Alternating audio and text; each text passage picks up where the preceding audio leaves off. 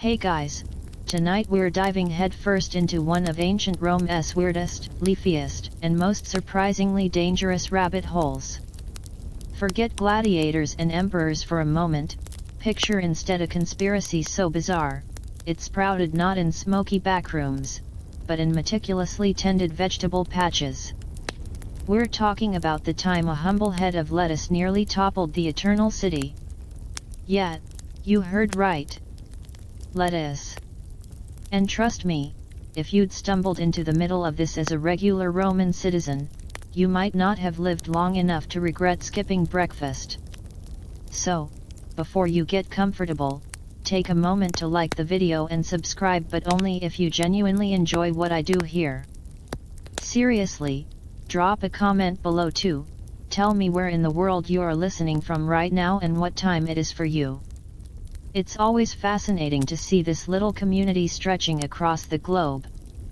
Now, dim the lights, maybe turn on a fan for that soft background hum, and let us ease into tonight's journey together. The air in this particular corner of Rome, far from the marble splendor of the Forum, is thick. Thick with the damp, earthy smell of the Tiber River nearby, thick with the smoke from countless cooking fires in the cramped Insulae apartment blocks, and thick with something else, an undercurrent of whispered excitement, a buzz that feels out of place in the usual evening lull. You're not in the posh domus villas tonight, you're weaving through narrow alleys in the suburban district, where laundry hangs precariously overhead and the sounds of arguments and crying babies mingle with the calls of late-night hawkers. Your sandals squelch faintly on something best not identified underfoot. You're here because a contact, a guy who usually knows where to find the best and cheapest amphora of wine, mentioned something odd. He spoke of gatherings, not in taverns or temples, but in the back rooms of greengrocers, gatherings filled with people who seemed unusually serene and obsessed with produce. Specifically, Laxica sativa, the common garden lettuce. He shrugged, said it was probably just another health fad. Romans loved those, from eating flamingo tongues to bathing in ass's milk, but the look in his eyes suggested he knew it was more. Curiosity, that dangerous Roman pastime, just ask any cat, has gotten the better of you. Following his cryptic directions past the fountain with the chipped nymph, left at the smell of the overripe cheese stall, knock 3 times on the green door with the wilted basil pot, you find yourself in a dimly lit courtyard.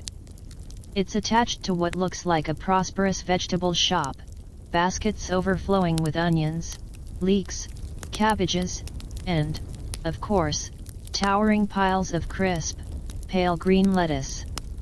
But it's not the shop that holds your attention. It's the group of about 20 people gathered in a loose circle near the back wall, illuminated by a few flickering oil lamps. The atmosphere is hushed, expectant. No raucous laughter, no drunken singing. Just a low murmur and the rustle of woolen tunics. You blend into the shadows near a stack of empty amphorae, trying to look inconspicuous, like you're just deeply fascinated by terracotta pottery. What strikes you first isn't the people, but the centerpiece. Forget an altar or a statue of Jupiter. Resting on a simple wooden stool draped in a slightly stained white cloth is a single, enormous head of lettuce. It's pristine, unnervingly perfect, its leaves arranged almost artfully. Around its base are scattered smaller lettuce leaves, like offerings. Someone has even placed a few late-blooming wildflowers beside it. It looks less like a salad ingredient and more like a revered object. Bizarre doesn't quite cover it. The people themselves are a mixed bunch.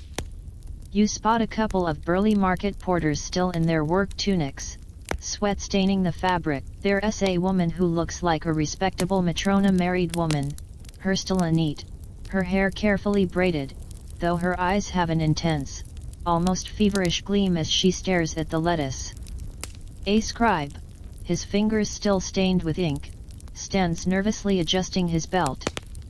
Even a young man who looks like he could be a junior member of some minor aristocratic family is present, trying and failing to look nonchalant in his finer wool tunic. What binds them? It's not social class. It's the rapt attention they pay to the lettuce and the man now stepping forward. He's not imposing physically average height, thinning hair, dressed in a simple, clean tunic that marks him as perhaps a successful small farmer or shopkeeper. But his presence commands the circle. His eyes, deep-set and incredibly calm, sweep over the gathered faces. When he speaks, his voice is low but carries perfectly in the quiet courtyard. It's soothing, melodic, almost hypnotic. Friends, he begins, seekers of the verdant truth. Look upon the humble leaf. See not mere sustenance, but the vessel of the divine spark. He gestures gracefully towards the lettuce. In its cool veins flows not just water, but the essence of purity, the antidote to the poisons of this corrupted world. He speaks of Rome, the noise, the greed, the relentless ambition, the constant fear of disease and political upheaval. He paints a picture of a society drowning in its own excesses, spiritually barren. The gods of the capital, he murmurs, his voice dropping conspiratorially, they feast on our fear, on our blood sacrifices. They demand spectacle, not solace. A ripple of agreement, a few fervent nods, goes through the crowd. Then his tone shifts, becoming lighter, infused with a strange hope. But this, he touches a leaf of the sacred lettuce almost reverently, this is a gift from a gentler power. A power that nourishes, that cleanses, that brings quietude to the troubled soul. By embracing the leaf, by making it the center of our lives, we cleanse ourselves. We shed the anxieties that bind us. We step away from the madness. He talks of inner peace, of longevity, even hints at a form of immortality attainable through strict adherence to the green path. It's a message of radical simplicity and withdrawal, wrapped in the symbolism of the most common vegetable imaginable. You listen, half amazed, half appalled. The mainstream Roman world, the one you navigate daily, is obsessed with power, status, auguries, and appeasing capricious gods through elaborate and often expensive rituals. Yet here, in this grimy courtyard, a shopkeeper is offering salvation through salad greens. And people are buying it. You see the relief on the porter's face, the fervent hope in the matron's eyes. This isn't just about health, it's about finding meaning and control in a chaotic, often terrifying world. The simplicity is the appeal. No need for expensive priests or animal sacrifices. Just lettuce, though you suspect the voluntary contributions mentioned later might become significant. Mainstream history bite, this taps into a real undercurrent in the early Roman Empire. After the brutal civil wars that ended the Republic and the rise of Augustus, while the Pax Romana Roman peace brought stability, it also brought a sense of dislocation for many. Traditional republican values seemed eroded by imperial power. Mystery cults offering personal salvation and a direct connection to the divine, like those of Isis or Mithras, were gaining popularity precisely because they offered alternatives to the often impersonal state religion. Our lettuce cult is a fictionalized, extreme example of this very real social phenomenon, the search for meaning beyond the official structures. Weird little leaf, that reverence for a specific lettuce might not be entirely pulled from thin air. Ancient Romans genuinely prized lettuce, especially a type called Lactica sativa var. Angustana Roman lettuce celtis, not just for eating. They believed it had medicinal properties. Pliny the Elder, everyone's favorite Roman naturalist rumor-monger, wrote extensively about lettuce being a sedative, an aid to digestion, and even an aphrodisiac calming passions. Some physicians prescribed lettuce juice as a sleep aid. So, elevating it to a spiritual symbol, a weird, but perhaps not totally illogical, leap for desperate minds. Scholars still scratch their heads. Historians generally agree that fringe cults and new religious movements were popping up like mushrooms, another Roman favorite in this period. However, the exact how and why some gained traction while others fizzled, and the specific, often bizarre, local variations like, say, a lettuce-centric one, remain hotly debated. Was it charismatic leadership tailoring a message to specific anxieties, pure luck, or, perhaps, was there something unexpectedly potent in that particular strain of Roman lettuce? Okay, maybe not the last one, probably. The leader finishes his quiet sermon. A profound silence falls, broken only by the distant bark of a dog and the gentle rustle of lettuce leaves. The followers seem entranced, bathed in a sense of communal peace that feels alien in the gritty reality of the suburra. The matron sighs contentedly. The young aristocrat looks thoughtful, perhaps calculating. The porters exchange glances of shared understanding. You, hiding behind your amphory, feel a shiver that has nothing to do with the evening chill. This isn't just a quirky health club. This quiet devotion, centered on a vegetable, feels potent and slightly unnerving. What kind of rituals involve a sacred lettuce? What does embracing the leaf really entail, and how far will these calm, lettuce-loving people go to protect their verdant truth? The air crackles not just with damp and smoke, but with the quiet, unsettling energy of a burgeoning belief system. You might need some of that famous lettuce-induced sleep after this, or maybe a strong drink. Definitely not lettuce juice. Not yet, anyway. The lingering resonance of that serene sermon about the perfect lettuce still trembled in the damp air. The followers wore expressions of near blissful calm. You pressed yourself against the cold ceramic jar, feeling like an awkward giant who had stumbled into a ritual from another world. The leader, the man with a soft voice laced with an oddly magnetic tone, let his gaze slowly sweep over the crowd. Finally, almost casually, it landed on the shadowy corner where you were hiding. Your heart jumped, like a sparrow struck by a slingshot. Busted, you instinctively tried to shrink even smaller, praying you could merge with the jar itself.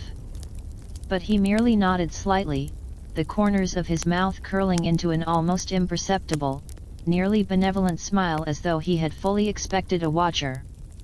His gaze moved on, refocusing on his followers. New shoots break the soil, he announced, his voice a touch louder now, carrying a ceremonial gravity. They always bring new hope. Tonight, we welcome a soul seeking the light. The crowd murmured softly in response, a sound like wind rustling through a garden. Wait, a newcomer who you panic coiled around your spine like cold vines. You had only wanted to watch, not become some new shoot. You tried to retreat, to slip away, but your feet felt glued to the muddy courtyard. Worse still, the green door leading back to the noisy street was now subtly guarded by two particularly focused followers, the same sweaty movers you'd seen earlier. Their muscular frames and calm stares said it all. Curious observer welcome. Trying to leave, not so fast. Great, you sighed internally. Your immersive experience had just been forcibly upgraded to deep participation. The leader, you heard someone whisper his name in reverence. Lucius Voridus. Lucius the Green extended a hand toward you, palm up, a gesture of invitation rather than command. Fear not, lost traveler, his voice flowed like warm olive oil along your frayed nerves. Doubt is but a stairway to understanding. Come closer. Feel the tranquility of this sacred space. With dozens of eyes fixed on you, you felt like a lamb being led to the altar, though in this case, the sacrifice involved lettuce. Just as bad. Stiffly, you stepped out from the shadows and into the flickering glow of the oil lamps. The mingled scents of earth, rotting vegetables, cheap oils, and sweat grew stronger. Lucius Voridus gestured for you to stand within the circle, near the sacred lettuce itself. You could now clearly see the veins on its leaves, shimmering with what seemed like mysterious sap in the dim light. It did look remarkably fresh. Purification, Lucius spoke again, commanding everyone's attention. He turned to an older female follower who stepped forward, carrying a plain ceramic bowl. Inside was a liquid clear but faintly murky green emitting a sharp, cold, intensely vegetal scent. Lettuce juice. A big bowl of it. Only a pure vessel can hold pure truth, he explained, his gaze gentle but leaving no room for argument, fixed on you. This dew of the newborn leaves, extracted from our most sacred greens, will wash away the noise of the world and open the door to the inner verdure. So this is the initiation, a lettuce juice baptism. 1,000 thoughts flashed through your mind. Will it be muddy? How old is it? Will it stink? And if it's poured on me, does that mean I'm officially part of this? You glanced toward the door. The two gatekeepers were still watching, their expressions calm but resolute. Escape seemed about as likely as finding fresh bread in a week-old basket. You took a deep breath, steeling yourself with the grim resolve of someone about to appear on a Roman extreme challenge show. Head down, eyes closed. Out of the corner of your eye, you noticed a young nobleman smirk ever so slightly, whether in sympathy or amusement, you couldn't tell. Cold, bone-chilling liquid cascaded down your head and neck without warning, seeping through your hair, ears, and down your thin linen tunic. You gasped sharply, teeth nearly chattering. It felt like someone had dumped half-frozen lettuce sludge from a cellar onto you. The grassy stench was overwhelming, far stronger than you'd expected. Juice trickled into your eyes, stinging sharply. You instinctively started to wipe your face, but Lucius's calm, firm voice stopped you. Feel it, traveler. Feel this coolness from the earth. Let it wash away Rome's clamor, your doubts, and your dust. Let it awaken the seeds slumbering within you. You stood frozen, drenched, trembling, dripping with green juice, your eyes stinging and nostrils filled with a pungent grassy scent.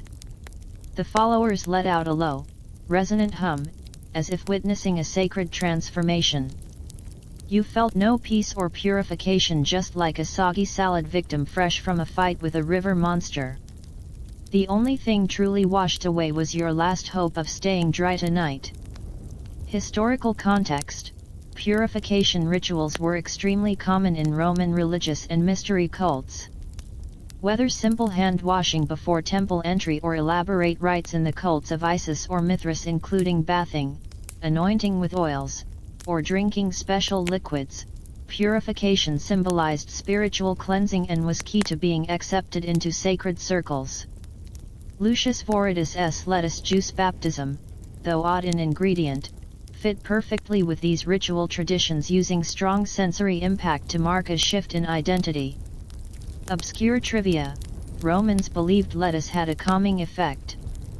Cato the Elder recommended it as a post-meal dessert to aid digestion and cool the passions. Physicians like Galen thought lettuce juice could calm both body and mind. Lucius elevated this belief to a spiritual level, convincing followers that this icy, pungent liquid could quench not just bodily heat but also desires and worldly anxieties. So your freezing experience, to them, was the air conditioning of the soul kicking in. Academic debate. Scholars still debate whether these sensory-heavy cult rites were deliberately designed as psychological shock therapy to create indelible memories and deepen faith, or simply blunt expressions of doctrine cooling passions through literal cold sensations. Were they calculated brainwashing methods or sincere acts of faith? The line remains blurry. The cold liquid continued to trickle down your back, soaking your belt, leaving you shivering and sticky. Lucius Voridus nodded in satisfaction, as though admiring a completed artwork. He took a fresh lettuce leaf, not the sacred one, but pristine enough, and gently placed it on your dripping head. The cool leaf clung to your scalp. "Behold," he told the crowd, voice tinged with barely contained excitement, a new seedling planted in purified soil. Under this green shade, it shall take root and grow. The followers murmured in unison, "May the green guide them." The atmosphere was solemn and strange. You stood there, lettuce leaf atop your head, feeling like a living salad bowl, absurdity eclipsing discomfort. A noble woman handed you a rough but clean cloth, her gaze encouraging. You numbly accepted it, dabbing at your face and neck, but the green residue and scent refused to leave. The young nobleman finally let out a faint chuckle but quickly resumed a devout expression when Lucius glanced his way. The ritual seemed to conclude. Followers began murmuring among themselves, the mood lighter but still centered on themes of leaves, purity, and growth. You remained soaked and cold amid the garden-scented crowd. Lucius approached, voice low enough for only you to hear. "Now, newborn seedling, you have stepped onto the green path. But the path requires guidance. Stay. Here are deeper beliefs. Learn the precepts that help us transcend this decaying world. True peace comes with understanding." His gaze was gentle but firm. The two burly guards at the door had relaxed but remained alert. "Stay, listen to their precepts." You glanced at your still dripping clothes, the stubborn lettuce smell clinging to you, then at the door still effectively blocked. Escape seemed unlikely. Besides, damn that insatiable curiosity.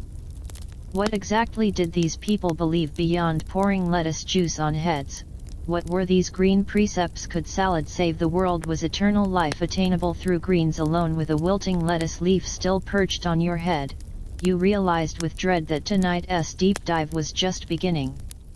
For now, your only very soggy option was to learn what salad as salvation truly meant. And at least here, for the moment, it was quieter than the streets of Rome. The lettuce leaf atop your head felt like a cold, damp, ridiculous crown. Its faint grassy scent stubbornly invaded your nostrils, mixing with the still strong, pungent aroma of half-dried lettuce juice on your skin, creating a uniquely awkward new sprout body fragrance. You pulled the thin, drafty, rough blanket generously or fanatically provided by a kindly noble woman tighter around you, trying to absorb some warmth. But the cold still seeped through your soaked linen undergarments in thin, relentless streams, making you shiver involuntarily. Lucius Voridus gestured for you and the others to sit on a pile of hay in the corner of the courtyard that seemed relatively dry. The hay smelled of dry grass and dust better than lettuce juice, at least. Resigned, you sat down, feeling like a soggy rag casually tossed aside. The followers formed a loose circle again. This time, the atmosphere was less ritualistic and more classroom-like. Lucius stood in the center, the sacred giant lettuce still presiding silently atop its small altar. The oil lamps cast flickering shadows across his face, making his deep-set eyes appear even darker. He no longer used that hypnotic, sermon-like tone but switched to a clear, matter-of-fact style, as if imparting the most practical life wisdom. "Friends, tender sprouts," he began, his gaze sweeping the group and pausing briefly on your dripping figure. "Last night, we felt the coolness of purification. Now, let us sow the seeds of understanding. What we practice here is not some grotesque act, but a return to life's most fundamental, most powerful source, the green of the earth." He picked up a single, ordinary lettuce leaf and held it up to the lamp. The veins were clearly visible. "Look at these veins, don't they resemble rivers of life? They carry not the murky waters of the Tiber, but the purest essence of the heavens and earth. When we consume it," he paused, eyes solemn, "we are not merely filling our bellies. We are performing a sacred exchange, a ritual of soul purification." Core teaching, Lesson 1, Salad is Salvation. Lucius began to elaborate, "Purifying the body, Roman food is poison." His voice carried an uncharacteristic note of vehemence.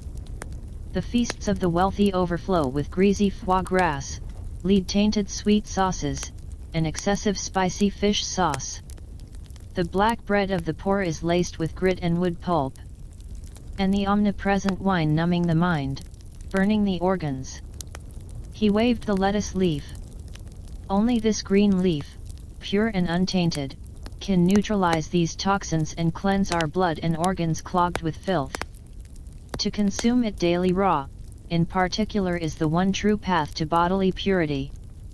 You instinctively touched your own chilled, perhaps freshly purified stomach, which seemed to emit a faint protest. Cleansing the soul, physical filth breeds spiritual dust. His voice lowered again, filled with compassion. Greed, jealousy, wrath, lust, these fiery poisons of the soul all stem from consuming the wrong fuel. Lettuce, with its inherent coolness and tranquility, extinguishes this inner fire. It brings about tranquillitas animi, inner peace, helping us transcend the chaos of the mortal world. Imagine this. His gaze seemed to pierce through the courtyard walls to the noisy city beyond. When all of Rome howls in madness for wealth, power, and lust, your heart remains a calm, verdant garden. This is the salvation granted by the green leaf. Toward immortality vita longa et Voridus. Then came the most shocking part. Lucius's voice dropped to a near whisper, dripping with tantalizing mystery. Ancient wisdom teaches us that unchecked passion and worldly corruption shorten the flame of life. To keep body and soul pure is the key to extending life's candle. And beyond that, he scanned the room to ensure everyone was holding their breath. Certain sages, in the deep green realms, have glimpsed a vision. That ultimate purity and tranquility may allow us to transcend the shackles of mortal life. Not to drift like shadows in some pagan underworld, but to exist forever in an eternal, verdant garden. He didn't use words like heaven or divine realm, but instead painted a vision of infinite greenery and peace. The noble woman and the two laborers looked almost ecstatic with longing. The green commandments were introduced. Theory alone wasn't enough, practice was required. Lucius laid out specific rules, his tone gentle but firm. Daily lettuce is essential, green leaves are daily nectar and the shield of the soul. Followers must consume a substantial amount of lettuce every day, preferably raw, as the core of their diet. Cooking it that destroys its pure life force. Your stomach churned at the thought of gnawing raw lettuce leaves day after day. Flesh and filth are the enemy. Red meat, pork, beef, lamb was strictly forbidden, the root of heat and violence. Poultry and fish were to be consumed with great caution as they carried the agitation of air and water.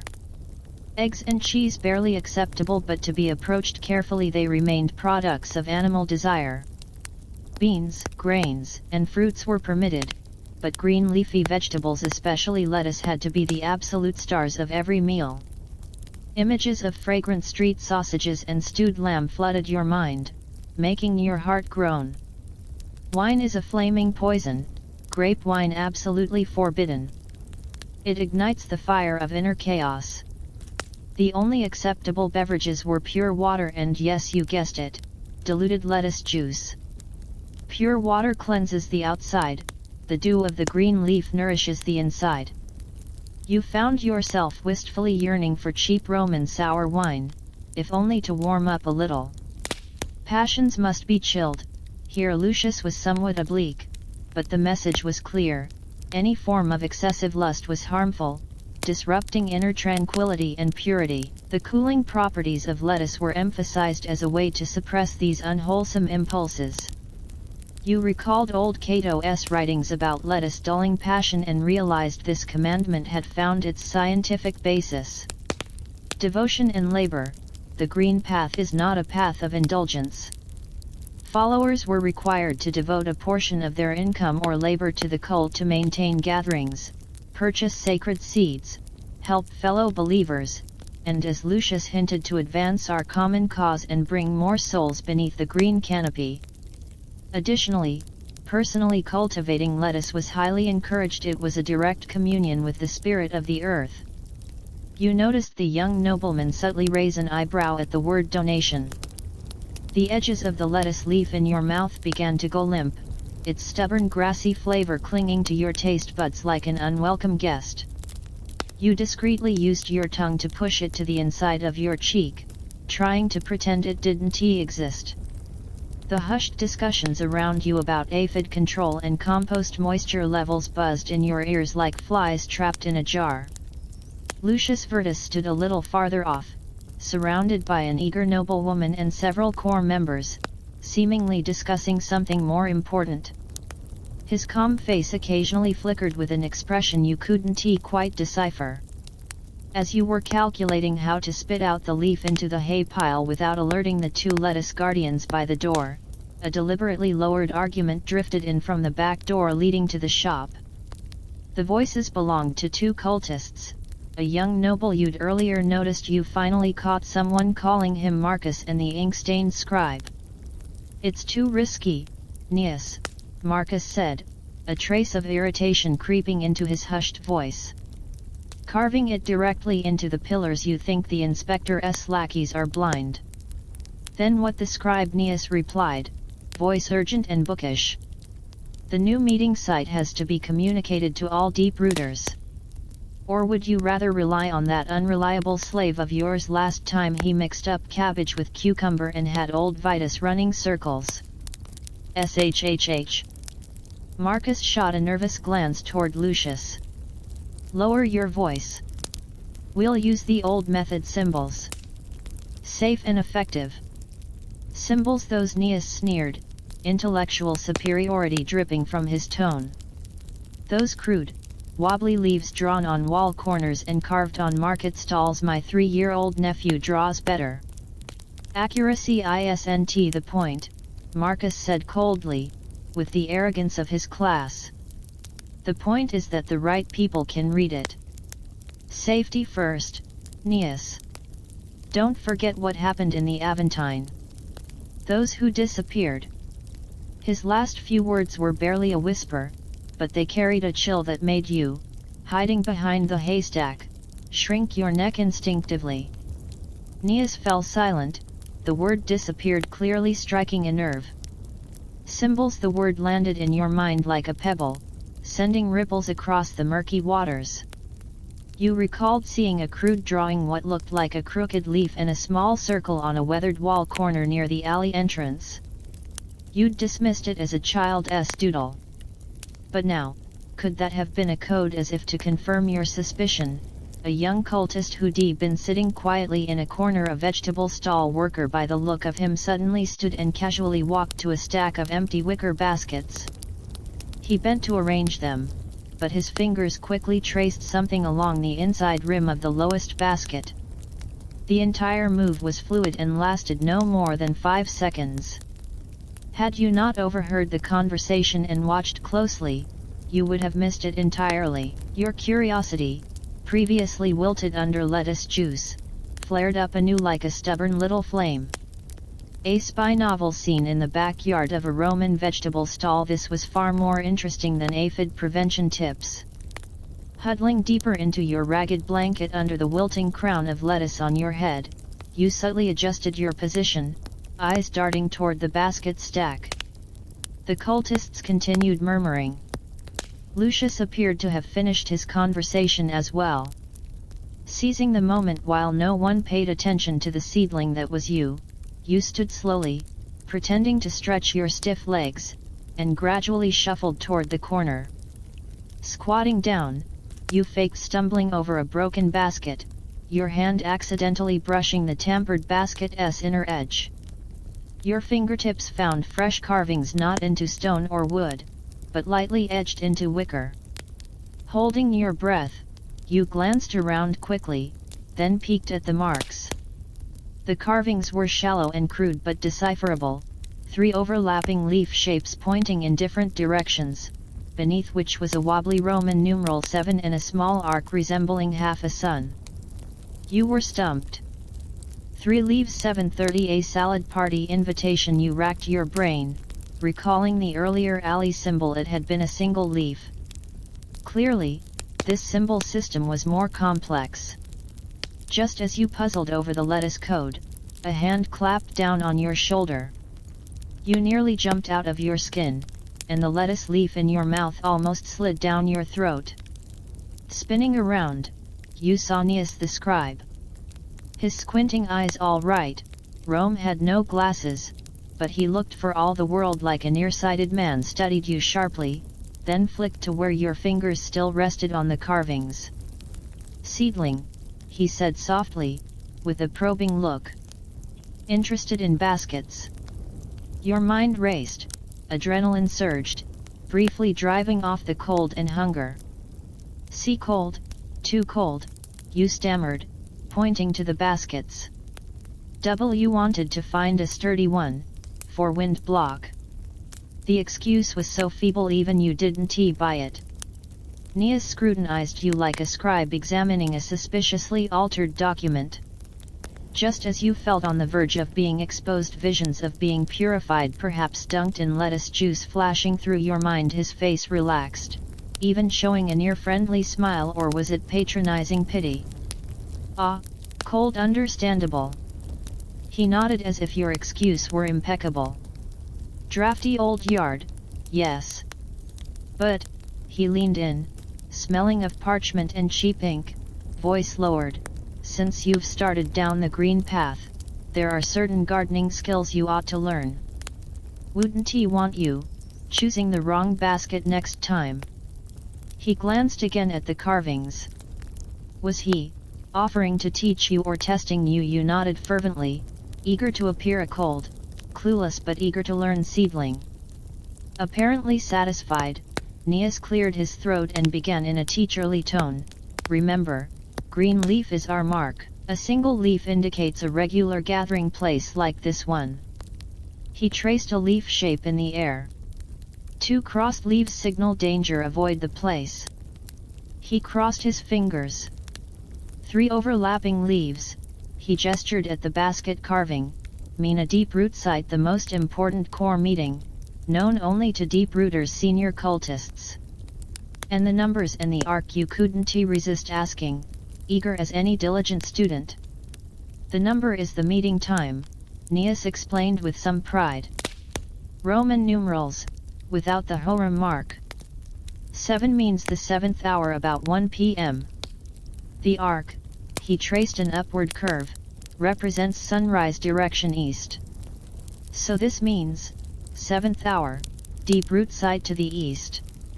Enlightenment dawned. That half sun was a directional cue. The system was crude but clever, perfect for a largely illiterate population. These vegetable cultists had real underground operations talent. Mainstream historical note: secret symbols and signs were very common among religious groups, especially unrecognized or marginal cults, guilds, and early political factions in ancient Rome. The early Christians' famous ichthys fish symbol is a classic example, both a faith declaration and a secret identifier.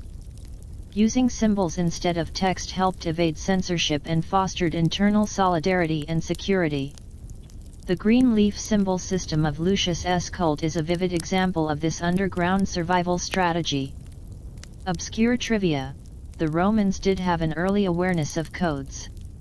Julius Caesar famously used the Caesar cipher for military communication, shifting letters by a fixed number. In everyday life, Roman merchants and landowners sometimes used prearranged signs or object placements like colored stones at the doorway to convey messages such as master is home or danger. The cult's lettuce symbology can be seen as a religiously driven, upgraded or hacked version of this folk-level coding. Scholarly debate: historians disagree on how complex and effective these ancient symbol systems truly were.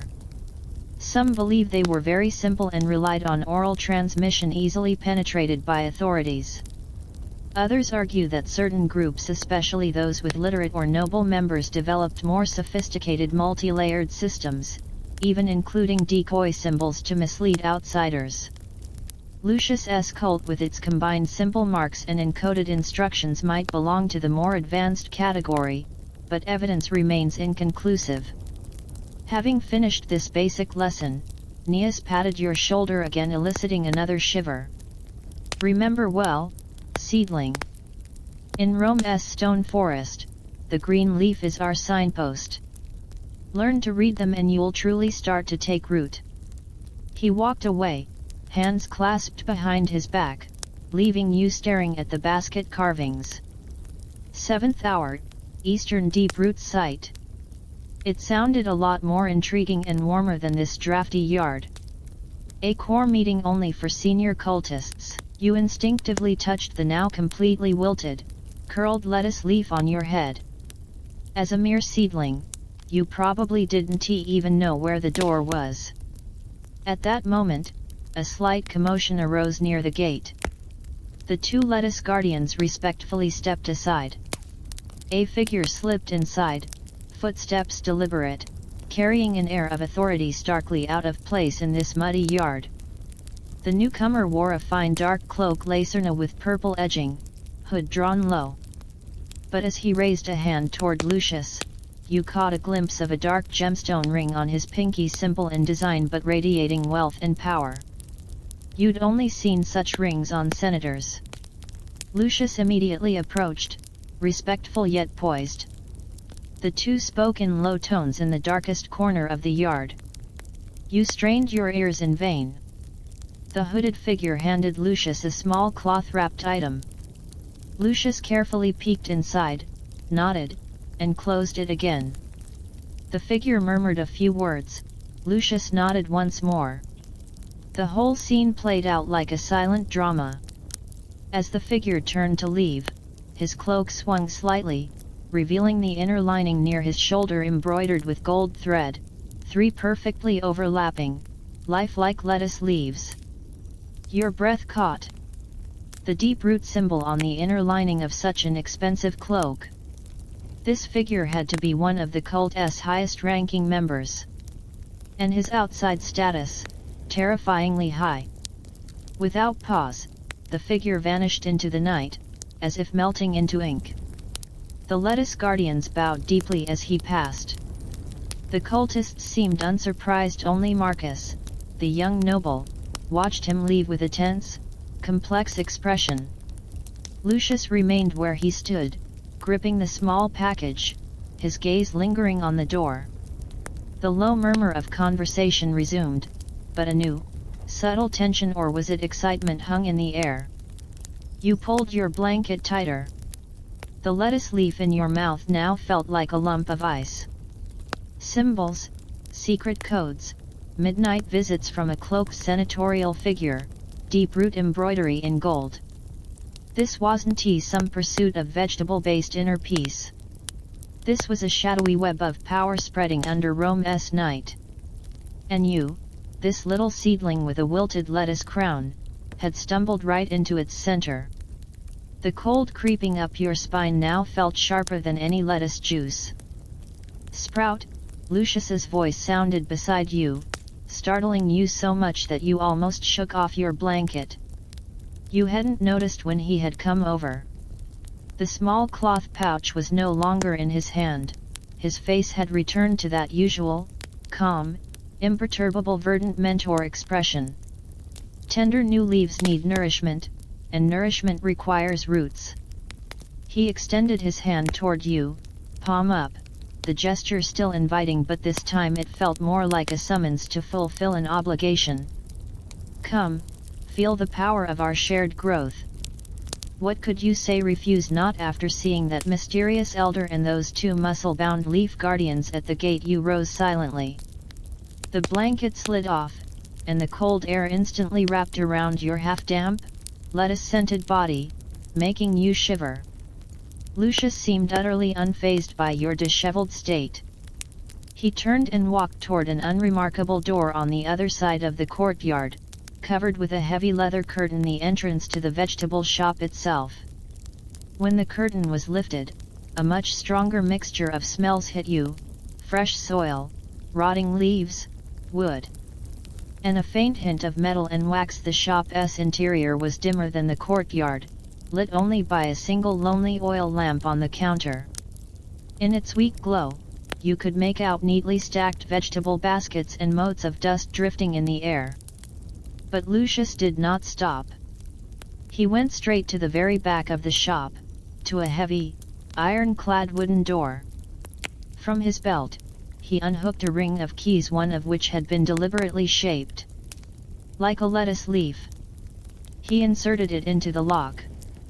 With a deep clack, the door opened.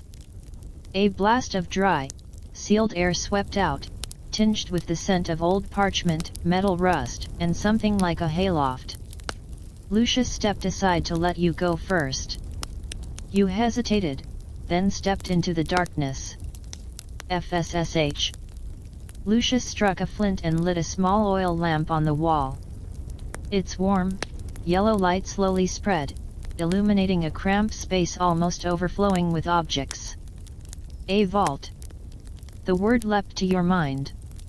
There were no piles of glittering gold. Rome's wealth was more in land and slaves' currency mainly circulated as silver and copper coins, but what you saw still made you gasp. A forest of jars. Along the walls, dozens upon dozens of amphorae and dolia were neatly arranged. They weren't for wine or olive oil. Their mouths were thickly sealed with wax, each bearing a clear imprint, a lettuce leaf. Some jars were so heavy that even through the ceramic walls you could sense their weight, likely filled with coins, mostly copper, some silver. Others were lighter and gave a faint rustle when shaken. Grain or other valuables. A river of papyri. On a sturdy wooden shelf, rolls of papyrus scrolls volumina were stacked in precise rows, like soldiers awaiting inspection. Tiny labels marked the outer edges, names, dates, and abbreviations you couldn't decipher, likely locations or item codes. Nearby were several wax-coated writing tablets, tabulae serratii, their surfaces scraped and reused many times, worn and patchy. Green assets. What made your eyes widen was a corner piled with bundles of dried lettuce leaves. They'd been carefully processed dry, gray-green in color, stacked high like small haystacks. Next to them were bulging linen sacks, their open tops revealing plump, dark brown, lettuce seeds. Enough to plant several large gardens. Symbolism and practicality. On the wall hung a brightly polished bronze sickle for harvesting, symbolic of abundance, its handle engraved with lettuce leaf patterns. On a small table sat a delicate bronze scale with weights for precious metals or specific goods, and an open wooden box containing reed pens, ink, and a stick of red sealing wax with a lettuce leaf stamp. Behind the table sat a thin, grim-looking old man, stiff as a dried fish. He wore a faded wool tunic and a rare bone pince-nez oculus. His table was covered with densely written scrolls of accounting symbols, Roman numerals and shorthand. Without looking up, his twig-like fingers deftly moved beads across a wooden abacus, making sharp click-clack sounds. He was the accountant, the financial steward of the cult. Lucius didn't disturb him. Instead, he walked over to a medium-sized jar and lightly tapped its wax seal. "See, Sprout," his voice echoed clearly in the enclosed space. "Every offering, no matter how small, nourishes the roots of our growth. These gifts allow our green leaves to thrive among the stone cracks of Rome." He gestured toward the papyrus scrolls. "Every leaf's contribution is recorded here, valued, remembered." Just then, there was a faint sound from the shop's front. Lucius motioned for you to retreat into a shadowy corner. You watched as a follower, one of the devout-looking porters from earlier, entered. He looked weary but satisfied, as if he had just completed an important task. Without unnecessary words, he approached the accountant's table. From his cloak, he took out a small cloth pouch and unwrapped it. Several worn copper asses, a piece of crudely wrapped scrap silver, and a large handful of fresh lettuce leaves. They were crisp and dewy, freshly picked. "Cassius, District 7, the porter reported softly. "This week's green leaf portion viride portio." He placed the coins and silver on the table, then carefully set the lettuce in an empty basket. The accountant Cassius raised his eyes, sharp behind his lenses. He weighed a copper coin, checked the silver, then methodically moved beads on the abacus. After recording the entry with a reed pen, he pulled out a small pre-stamped terracotta token tessera, engraved with a date and a symbol likely denoting District 7. The porter accepted the token with relief, tucked it away, bowed slightly toward Lucius, and left quietly.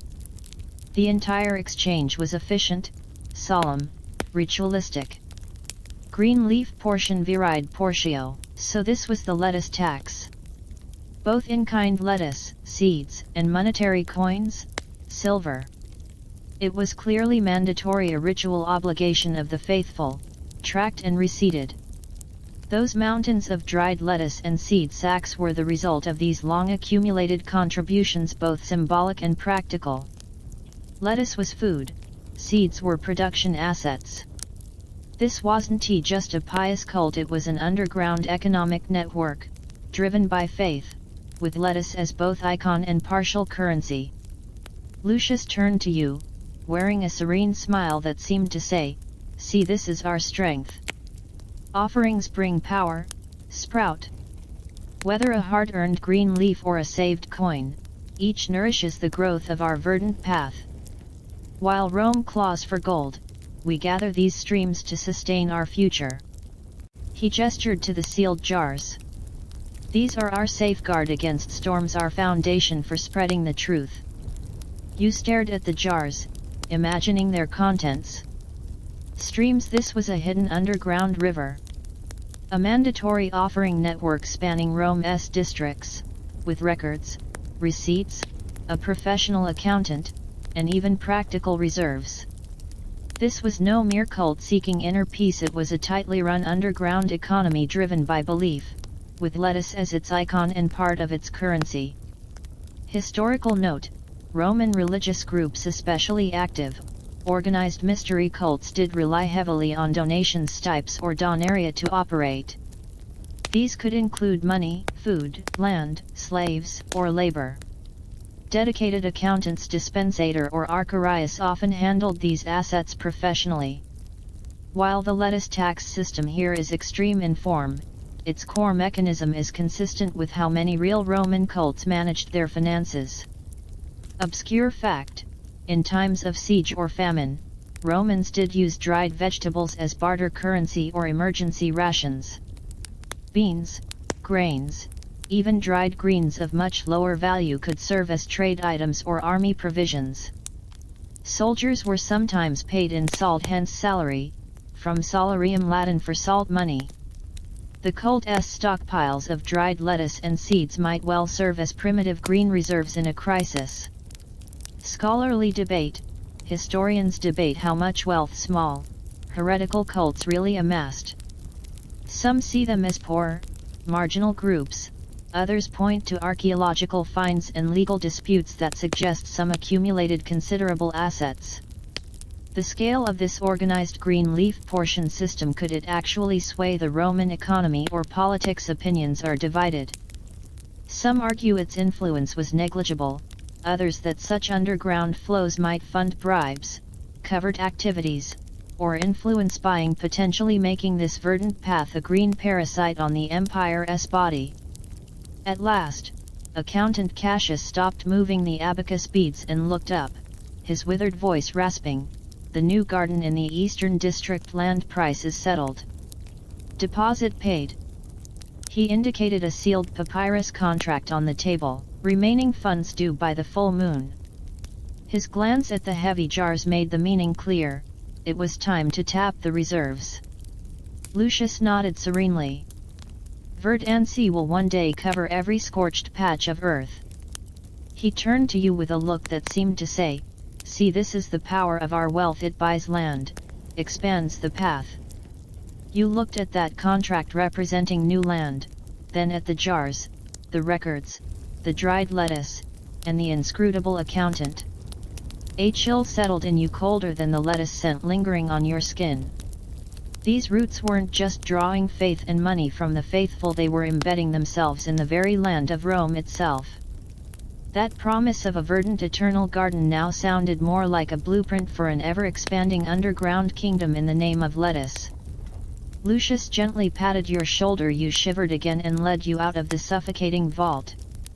The iron door locked with a clack, sealing away the strange mix of metal, wax, and dried lettuce wealth. The shop's rotting vegetable smell now seemed fresh by comparison. But the weight in your heart felt heavier than any of those jars of coins. Was the verdant path's promise truly one of peace, or the herald of a storm in the name of salad? A cold breeze swept through the back courtyard of the shop, making you shiver and snap to attention a little. Most of the followers had already dispersed, leaving only the young nobleman named Marcus and the scribe Aeneas speaking softly. When they saw Lucius and you emerge, they immediately stopped talking. Marcus's gaze lingered on you for a moment with an unreadable expression, then shifted to Lucius, nodding slightly. Mentor, Marcus spoke respectfully, though his voice carried the inborn reserve of his class. Cyanus has returned to the nest. All went smoothly. He used a code name. Lucius nodded calmly, as though he had merely heard a servant report that dinner was ready. A tender shoot must see the rain of light. He gave you a meaningful glance, then said to Marcus, "Take him her along the Via Umbra. Let them see how our roots nourish this land." Marcus seemed slightly surprised but did not object. With a graceful gesture, he beckoned. "Come, shoot. Step lightly, and keep your eyes wide open." His tone held a faint, aristocratic teasing. Aeneas adjusted his pince-nez, which always looked about to fall off his nose, and handed Marcus a small papyrus scroll tied with fine string. "For Quercus the Index Novelli." Marcus took it and tucked it casually inside his fine wool tunic. You noticed that his clothing was far superior to that of ordinary followers. The edges were embroidered with subtle dark patterns, and he wore a leather belt fastened with a silver clasp. He led the way to the courtyard gate, where the two guardian porters respectfully opened the door for him. You nodded farewell to Lucius, whose face remained as unreadable as ever, and followed Marcus into the deeper maze of Rome's night. You didn't head toward the noisy main roads, but instead turned down narrow, twisting alleys reeking of urine and mold. Marcus walked briskly, intimately familiar with the path, as if strolling through his own estate. Occasionally, he would pause and glance at corners of walls, door frames, or the bases of shabby shrines. In the faint glow from distant windows or the moonlight above, you followed his gaze familiar symbols. A single leaf, two crossed leaves, sometimes three stacked leaves with directional numbers. He was reading the waymarks.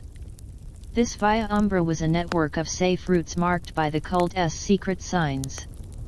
After about 15 minutes, the surrounding buildings grew taller and more orderly. The plaster on the walls became smoother, and here and there were remnants of fine mosaics. The stench faded, replaced by the faint aroma of burning cedar wood and a certain, tense stillness that belonged to the circles of power. You had arrived at the foot of the Palatine Hill, the core of Rome's elite residential district. The footsteps and metallic clinks of a patrol squad vigilas echoed nearby. Marcus immediately pulled you into the shadow of a dark colonnade, holding his breath with smooth, unflustered movements. When the patrol passed, he led you swiftly through a small shrine to a household god Lares, then around to the side of a grand domus. Here was an unremarkable, bronze-edged side door. Without knocking, Marcus removed a small bronze plate edged with intricate leaf veins from his belt and inserted it into a hidden slot in the door. A soft click, the door silently opened a crack. He slipped inside, and you quickly followed. Inside was a narrow, dim servant's passage, the air thick with greasy kitchen fumes and vinegar from cleaning. Marcus gestured for silence and padded forward like a cat. At the end of the passage, You reached a spacious atrium, but instead of entering, you turned down a side corridor leading deeper into the house. The walls were adorned with fine frescoes only faintly visible in the moonlight, and the floor was paved with expensive marble. Marcus stopped before a heavy oak door. It bore no obvious markings, but he listened for a moment, then knocked in a specific rhythm, 3 short, 1 long, 2 short. After a pause, a deep voice answered from within, "Ros decided has the dew fallen. In Radis condensator, it gathers in the roots." Marcus replied smoothly, using a jargon you didn't fully understand, seemingly filled with botanical metaphors. The lock clicked softly, and the door opened a crack. A tall man, wearing a clean linen tunic with hawk-like eyes, scanned you both. Upon seeing Marcus, he opened the door fully, bowing silently. His gaze lingered on you, a stranger reeking of garden soil, with undisguised scrutiny and a hint of disdain, but he didn't stop you. Inside was a study tablinum. The air smelled of cedar, parchment, and expensive ink, likely mixed with cuttlefish ink and resin, with a faint hint of invigorating myrrh. Towering bookshelves overflowed with scrolls and leather-bound codices. A massive ebony desk dominated the room, strewn with documents, a bronze globe orbis terrarum, and an elegant silver lamp. Maps and ancestral portraits images adorned the walls. Seated behind the desk was the same mysterious man you'd glimpsed behind the vegetable stall the previous night.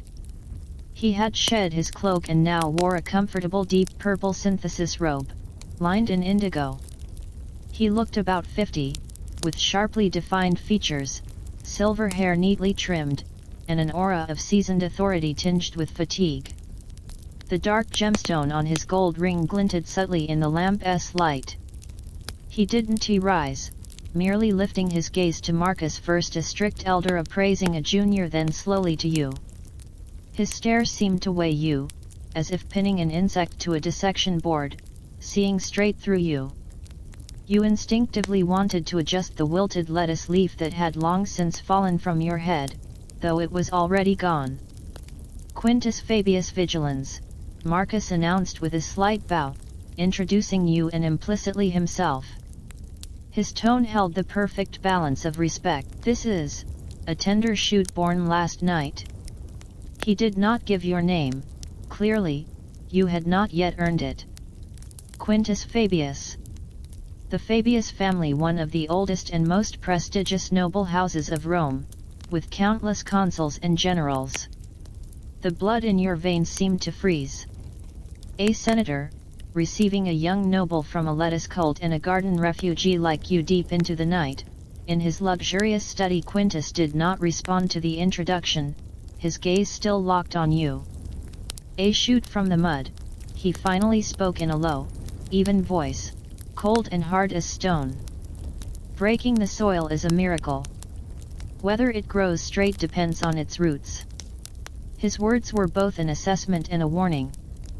Then he turned to Marcus, no longer regarding you, as if you were heir. "To business. The Eastern Novice Hortus Progress." Marcus stepped forward. "The contract is sealed, the mentor has paid the deposit. The rest of the sum is ready, delivery before the full moon. The location is excellent, away from the crowds, soil, pure." He placed Nias's scroll reverently on the desk. Quintus's fingers tapped the polished surface. Thunk, thunk, thunk. "Pure," he sneered.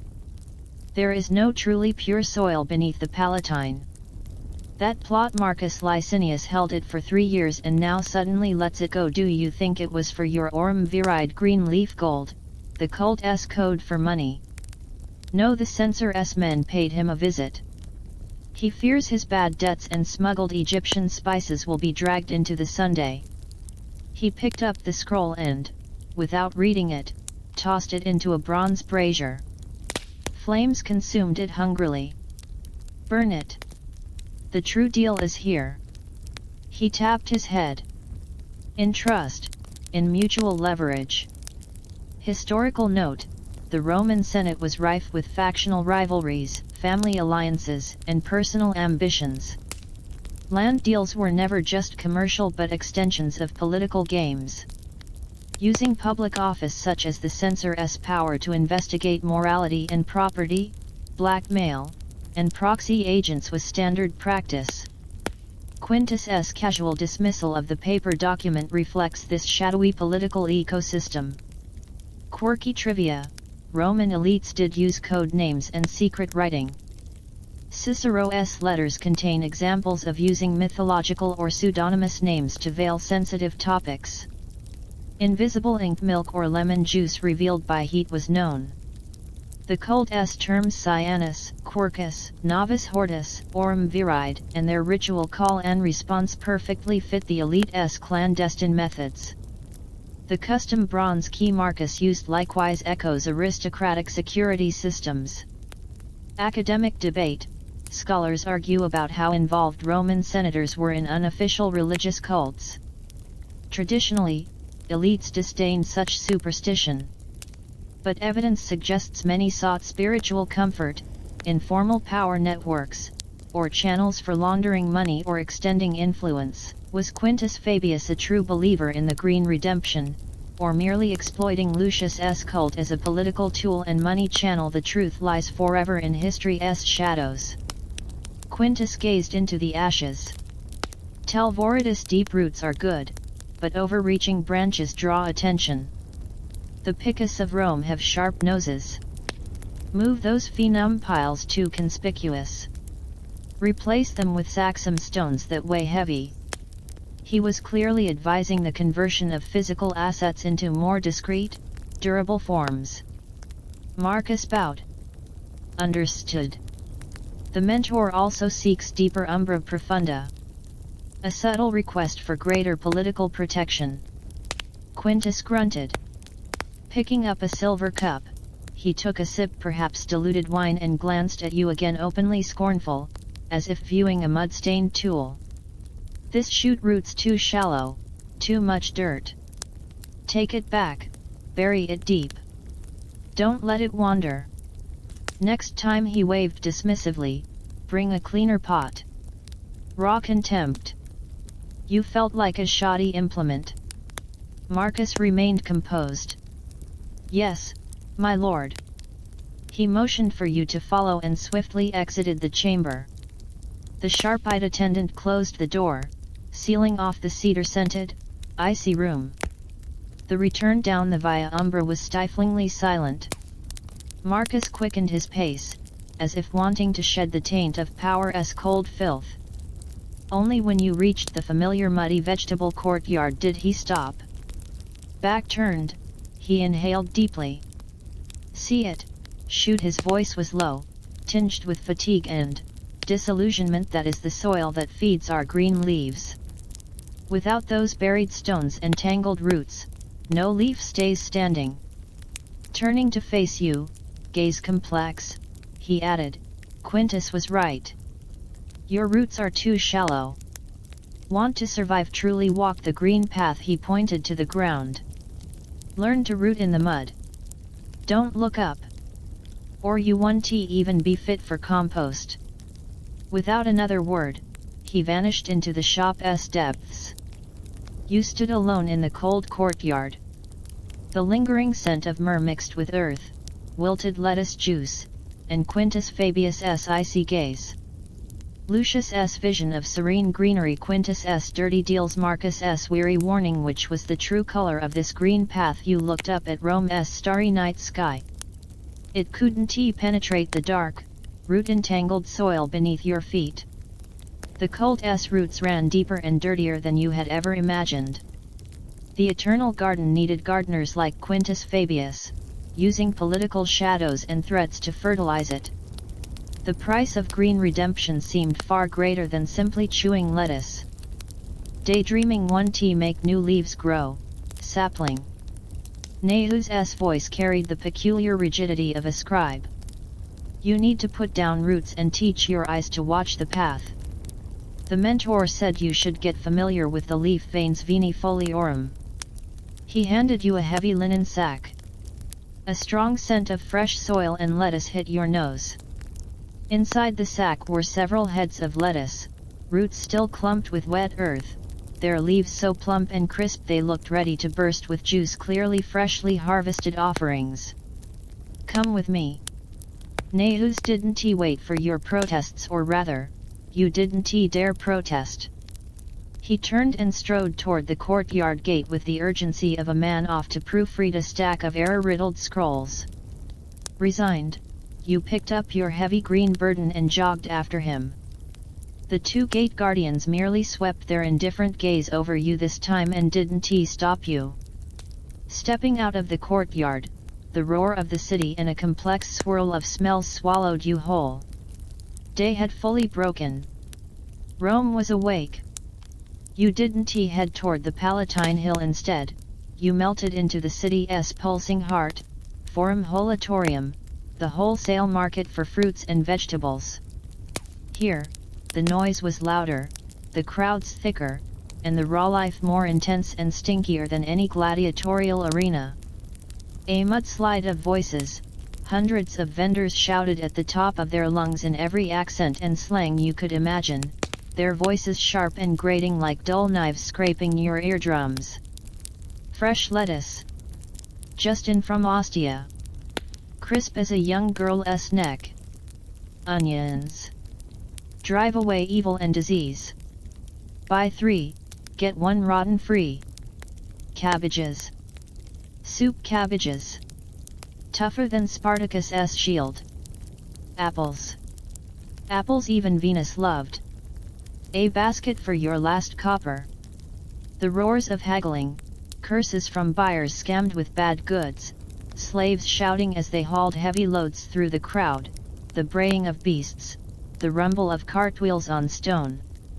All merged into a deafening, suffocating tide of sound. A palette of smells, fresh produce scents were rare highlights. More intense were the sour reek of rotting leaves and fruit peels, the acrid stench of the fish stalls, the sweaty bodies of the crowd, the stink of animal dung, the urine steam from public latrines Vespasiani, and the choking aroma of cheap spices. These molecules clashed and fermented in the damp air, forming a thick, tongue-coating concoction you might call Rome Market blend. A riot of colors, your eyes found no rest. Piles of produce towered everywhere, blackish-purple eggplants, orange-red carrots, bright green cucumbers, crimson pomegranates, no tomatoes, yet they were still in the New World. Brown onions, snowy white radishes. Faded banners hung from the stalls, slaves wore tattered robes in all colors, housewives in bright palace scarves flitted through the crowd. Sunlight, sliced by columns and awnings, fell in flickering patterns, adding to the chaos. Order in the chaos. At first glance, it seemed utterly disordered. But a closer look revealed rough zoning, leafy greens, roots, fruits, spices. Market officials, low-level henchmen of the aediles, stomped through the crowd, checking weights, chasing off loitering slaves, and occasionally pilfering a few fruits from trembling vendors. Meanwhile, thieves' fears darted like eels between legs, eyes glittering. Nahus ignored the chaos. Like a fish in familiar currents, he glided through the throng, sometimes exchanging a knowing glance with an ordinary-looking vendor or discreetly tracing a quick symbol on the side of a crate piled with radishes. You stared wide-eyed the green leaf symbol. Sometimes a single leaf, sometimes 2 crossed. Pay attention, sapling, Nahus said in a voice nearly drowned in the din, but he seemed sure you would hear.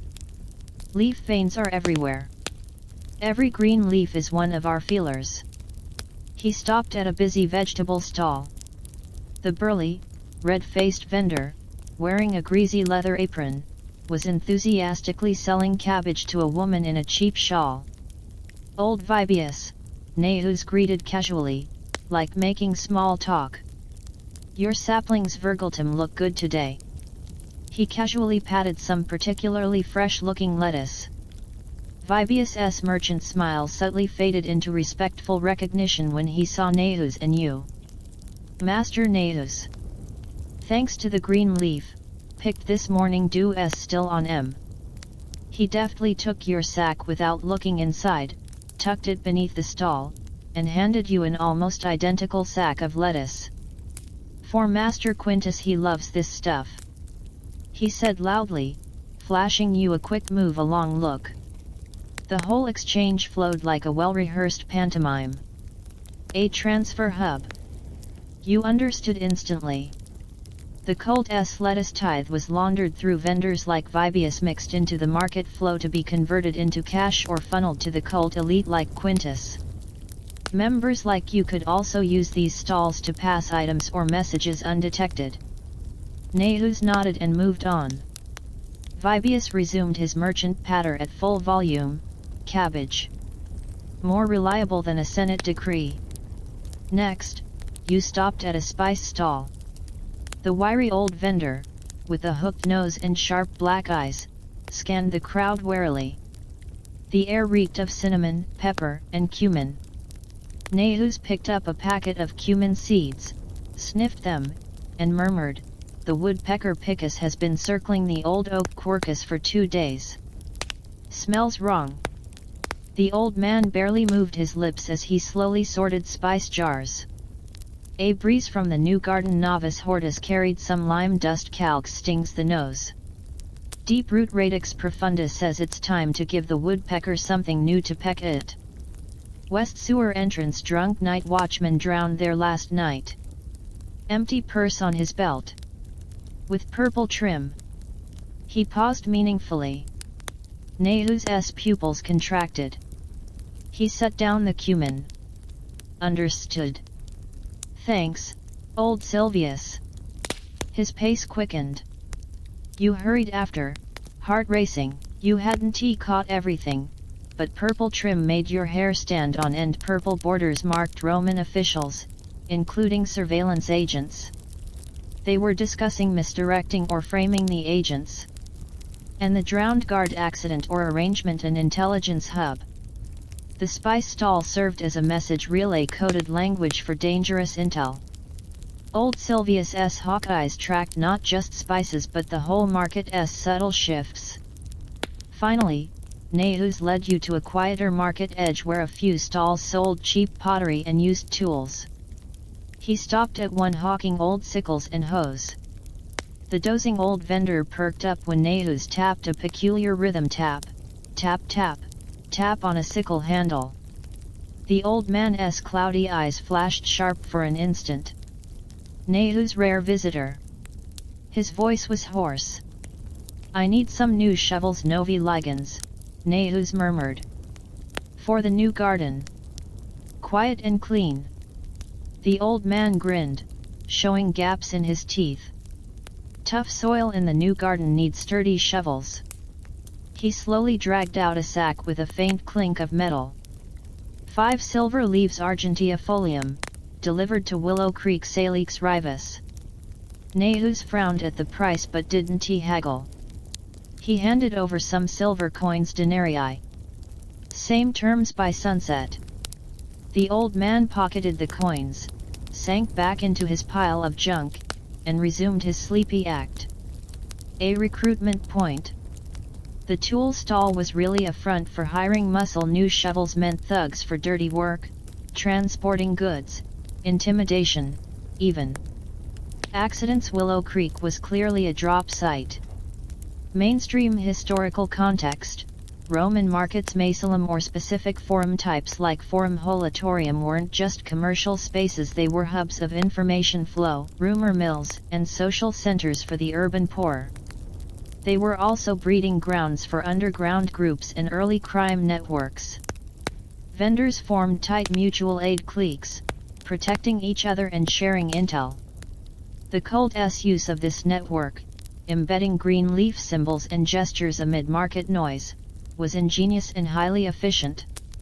Curious tidbit: Roman markets were notorious for scams. Officials set official weights pondera publica, but vendors still rigged scales, hollow weights, adjustable beams. Canny buyers sometimes brought long iron rods to poke fruit piles and check for rot at the bottom. The cult exploited this chaotic environment to pass goods and messages undetected, a masterstroke or a very sneaky one. Academic debate. Historians argue over how much control secret cults could exert in massive, chaotic markets like Rome's infiltration. Theorists claim cults could dominate through bribery, symbols, and discipline, building a state within a state. Loose network theorists say markets were too volatile. Cults could manage scattered contacts but not systemic control. Scenes like Nehu's seamless market navigation remain controversial. Are they literary exaggeration, or rooted in neglected historical realities? The debate rages on. After a dizzying loop through the market's leaf veins, you were drenched in sweat. Ordinary stalls, now marked by subtle green leaf signs, seemed to sprout invisible eyes and whispering mouths. Beneath the scent of fresh greens, money, secrets, and perhaps blood flowed unseen. Lucius's doctrine had morphed completely here, no longer a path to inner peace, but a web of influence, resources, and expansion. You, an unlucky sapling, now lay trapped in the sticky heart of that web. At the market exit, Nehus brushed lettuce bits from his robe. "See, sapling," he said, eyes gleaming with a scribe's twisted pride. "These are our leaf veins, spreading silently through Rome's body. From Palatine Hill to Subura's sewers, from senators' tables to slaves' bowls, green leaves are everywhere. Remember this place." He gestured at the noisy, stinking market behind him. "Every breath scented with soil may belong to a deep root. Every clink of coins may flow into the green leaf fund. You're part of it now." He gave you a final meaningful glance and vanished into the crowd.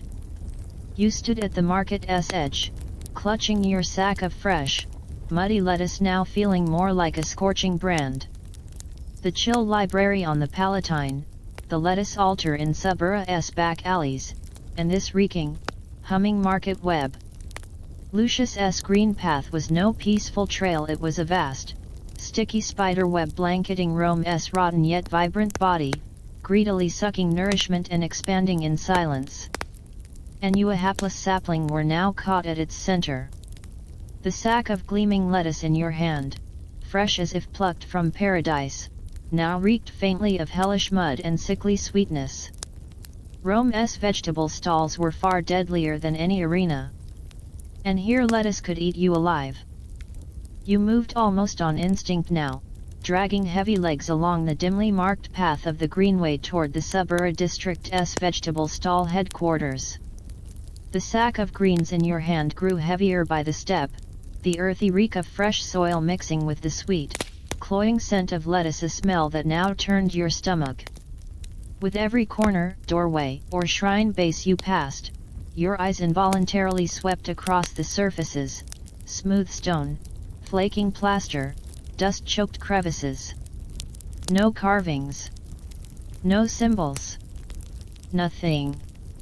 A strange, stifling silence hung in the air, as if the ever-present green leaf markings had evaporated the moment Neus left. But this silence was worse than the noise, the hush before the storm. At last, the familiar rear courtyard greeted you, reeking of mold and rotting vegetables.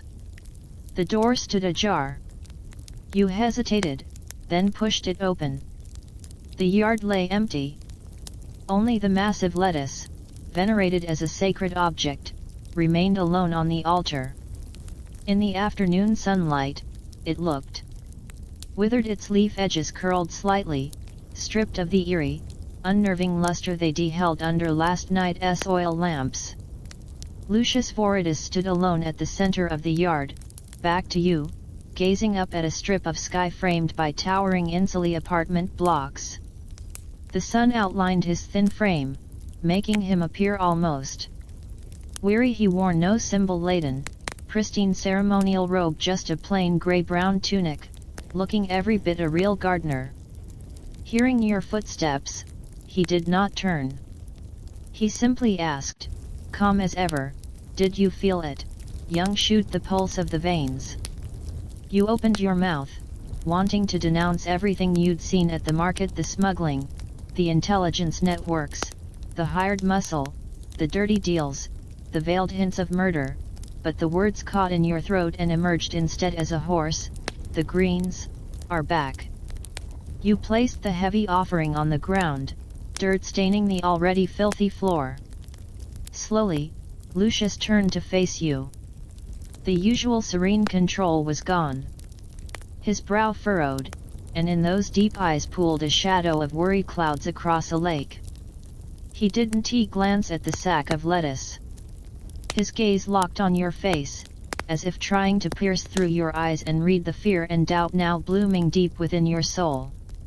"Where green leaves spread, shadows follow," he said softly, voice resonant and strange. "The brighter the light, the sharper the shadows. You see the thorns upon the vine, but forget they protect the tender stems." He approached the sacred lettuce, extending long fingers to gently touch a curling leaf. "Look at it. Last night, it gleamed like the stars. Today, it shows weariness. All things in heaven and earth have their rhythm, their fragility." His tone was like that of someone speaking to a sick child. "Our green path is no easy road. Market noise, power struggles, human greed, these are the grime that seeks to shroud the leaves." He turned to you again, eyes sharp as blades, but the veins exist to resist that grime, to keep the flow pure. The new shovel's enforcers remove feet that would trample the seedlings. The woodpecker's spies help us steer clear of storms. The coins we circulate buy more land where more can bask beneath the green. For purity and peace, sometimes, roots must burrow into the muck. He was defending everything you'd seen, dressing up the darkness as necessary protection and growing pains. The political corruption in Quintus's study, the frame-up hinted at by the spice seller, all of it, in his words, became steering clear of storms. "Master!" A panicked voice shattered the heavy silence. A young market hand rushed out from the shop, face flushed with rare alarm. "It's bad. The clear spring, something's happened." Lucius's mask of calm cracked. A flicker of genuine tension shot through his eyes. "Speak clearly." It's the Eastern Clear Spring." The young man gasped. "Old Septimius sent a runner. Early this morning, the water from the spring, it smelled wrong. Muddy. Stank of rust and filth. People drank it and got terrible cramps, vomiting everywhere. Now the whole district's in an uproar. Some are saying it's a plague. And someone..." He glanced nervously at Lucius, voice dropping. "Someone found 3 overlapping leaves, painted in red on the stone wall by the spring outlet." It was as if a silent thunderclap shook the courtyard. 3 overlapping leaves, the mark of the deep roots. Painted in garish red on a public water source. No more hidden symbols, this was blatant framing. A declaration: "Look, the lettuce cult is poisoning your water."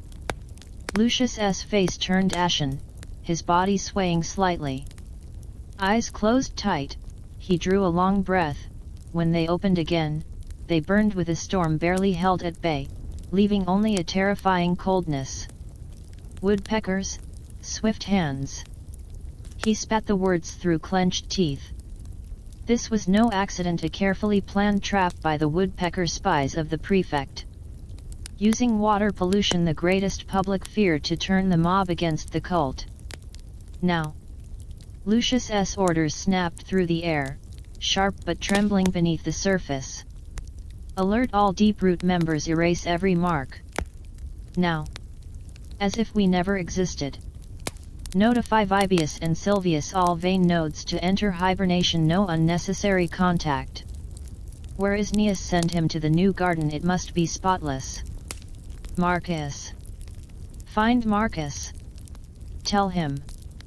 He hesitated, recalling where Marcus likely was, the Palatine, and amended, "Tell him to use every connection, find out who did this. And, he turned to the young man, eyes cold as steel, tell old Septimius to gather a crew clean the spring. Use the purest cloth. Rinse it with our stored holy dew sacred lettuce juice. Tell the neighbors we are the victims. Green brings purity, not filth. Go. The messenger bolted away like a frightened rabbit. The courtyard was silent again, just you and Lucius remained. He stood still, chest heaving slightly, staring at the wilting sacred lettuce with a gaze that defied description. Rage, humiliation, dread, and a deep undercurrent of fear.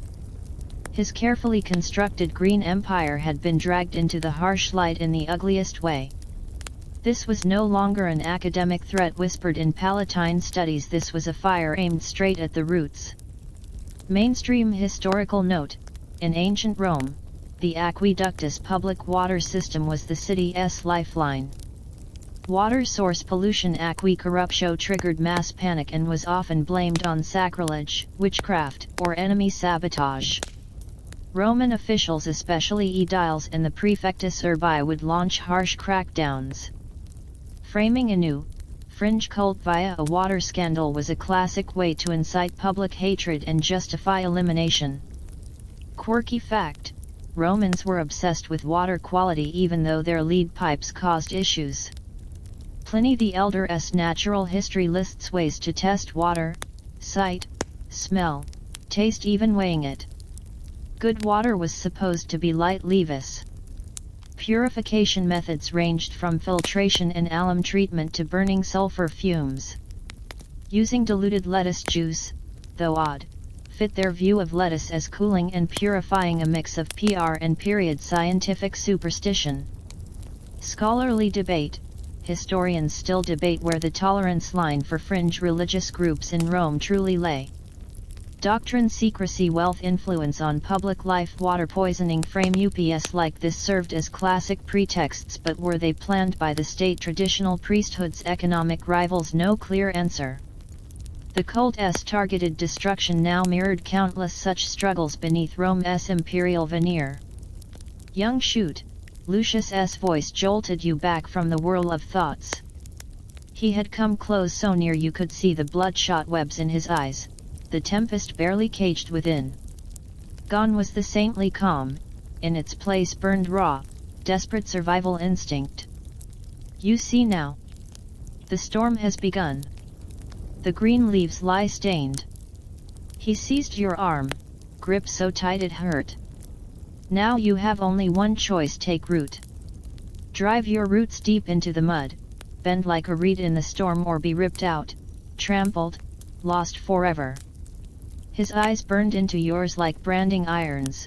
Want to survive, want to see the day when true verdure covers Rome, then prove your roots are strong. Prove you are no drifting weed. He released you, pointing toward the shop's depths, toward the vault that reeked of metal, wax, and dried leaves. Find Cassius. Tell him I need silver leaves. Many. Fast. Scatter them like rain, silence the fearful, quench the anger. Let clear spring run pure again. This is a war for the green. And you, he fixed you with an unrelenting stare, you are the first, fertilizer. Fertilizer. The word doused you like a bucket of ice. Now you understood your place in this green storm, a disposable pawn. You were to go haul blood-stained coin, buy silence, mask the crime. Terror and fury exploded in your chest. You wanted to scream, to fight, to smash the sacred lettuce and this hypocritical master along with it.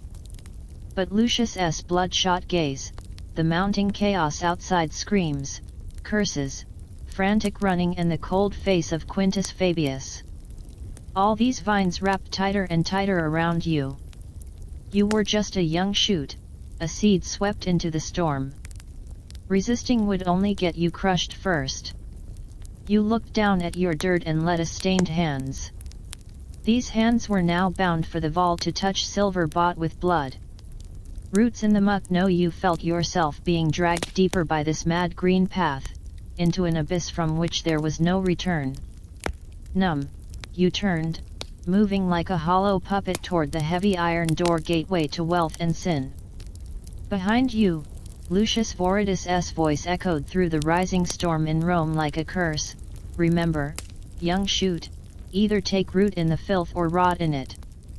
Verdure needs nourishment. The atmosphere in the courtyard was as heavy as a sponge soaked to the brim, pressing down on everyone's hearts. The daytime unrest had yet to subside. Faint cries, curses, and the shouts of soldiers still drifted in from the distant streets. A new, unsettling scent now filled the air, not the usual earth or rotting vegetables, but a pungent, despair-laden incense. In a few hastily assembled braziers, the followers were burning precious grains of frankincense, olibanum and myrrh, their acrid smoke spiraling upwards in a futile attempt to drive away unseen corruption, only adding a deeper, more mournful eeriness. The gathered believers were more silent and anxious than they had been during the previous night's sermon. Their gazes no longer sought Lucius or the sacred lettuce, but were fixed, wide-eyed, on a corner of the courtyard. Following their line of sight, your heart sank. The massive lettuce plant, revered as a holy relic radiant with an unnatural perfection just the night before, was now decaying at a shocking pace. The edges of its curled leaves were no longer merely dehydrated but had turned into a sickly, spreading brown-black, as though scorched by invisible flames, spreading like ink in water. The leaves had lost their plump texture, becoming sticky and limp, oozing a cloudy, dark green liquid tinged with the metallic scent of blood. This liquid dripped down the altar's edge, pooling into a small, foul-smelling puddle on the filthy ground. Worse still, the rot was racing from the outer leaves toward the heart of the plant, as though some unseen force was devouring it from within, intent on turning it entirely into putrid sludge. The Holy One. The Holy One is weeping. An old believer sobbed, falling to his knees and reaching trembling hands toward the decaying lettuce, tears streaming down his deeply lined cheeks. It's a curse. A vile spell cast by those who slander the green. A once zealous noblewoman whispered, her face pale with fear. She clutched a hastily carved lettuce leaf talisman to her chest. Master! Master, do something! Cried Scribe Neas, voice quivering, pushing up his spectacles. His papyrus was covered with frantic, illegible scribbles. Clearly, his mind was in disarray. Even the two gatekeeper porters had lost their usual composure, eyes darting anxiously between the rotting relic and the tightly shut courtyard gate, as though expecting an angry mob with torches to burst in at any moment. The foundation of their faith was turning to rot before their eyes. This was more deadly than the polluted pure spring. A poisoned water source could be blamed on the woodpeckers and temporarily calmed with bribes. But the lettuce, the sacred relic they had all witnessed and worshipped, symbol of eternal greenery and pure salvation, was visibly decaying. No argument could refute it. This was a negation from the deity itself. Fear spread like a plague among the believers, silent, yet lethal. You even spotted young noble Marcus in the shadows when, had he returned, he stood at the edge of the crowd, lips tightly pressed, face grim, eyes flicking between the rotting lettuce, the panicked faithful, and Lucius. He neither approached nor spoke, cold as a stone. Lucius Vertus stood by the decaying relic, so close that the sickly stench enveloped him. Unlike the terrified believers, he wasn't flailing in panic, but his rigid posture betrayed an unprecedented tension. His usual air of control was gone. In its place was a frozen, bottomless despair. He stared unblinkingly at the oozing, rotting core, eyes hollow, as if his soul were being drawn into that spreading darkness. His lips moved soundlessly, praying, or perhaps screaming in silence.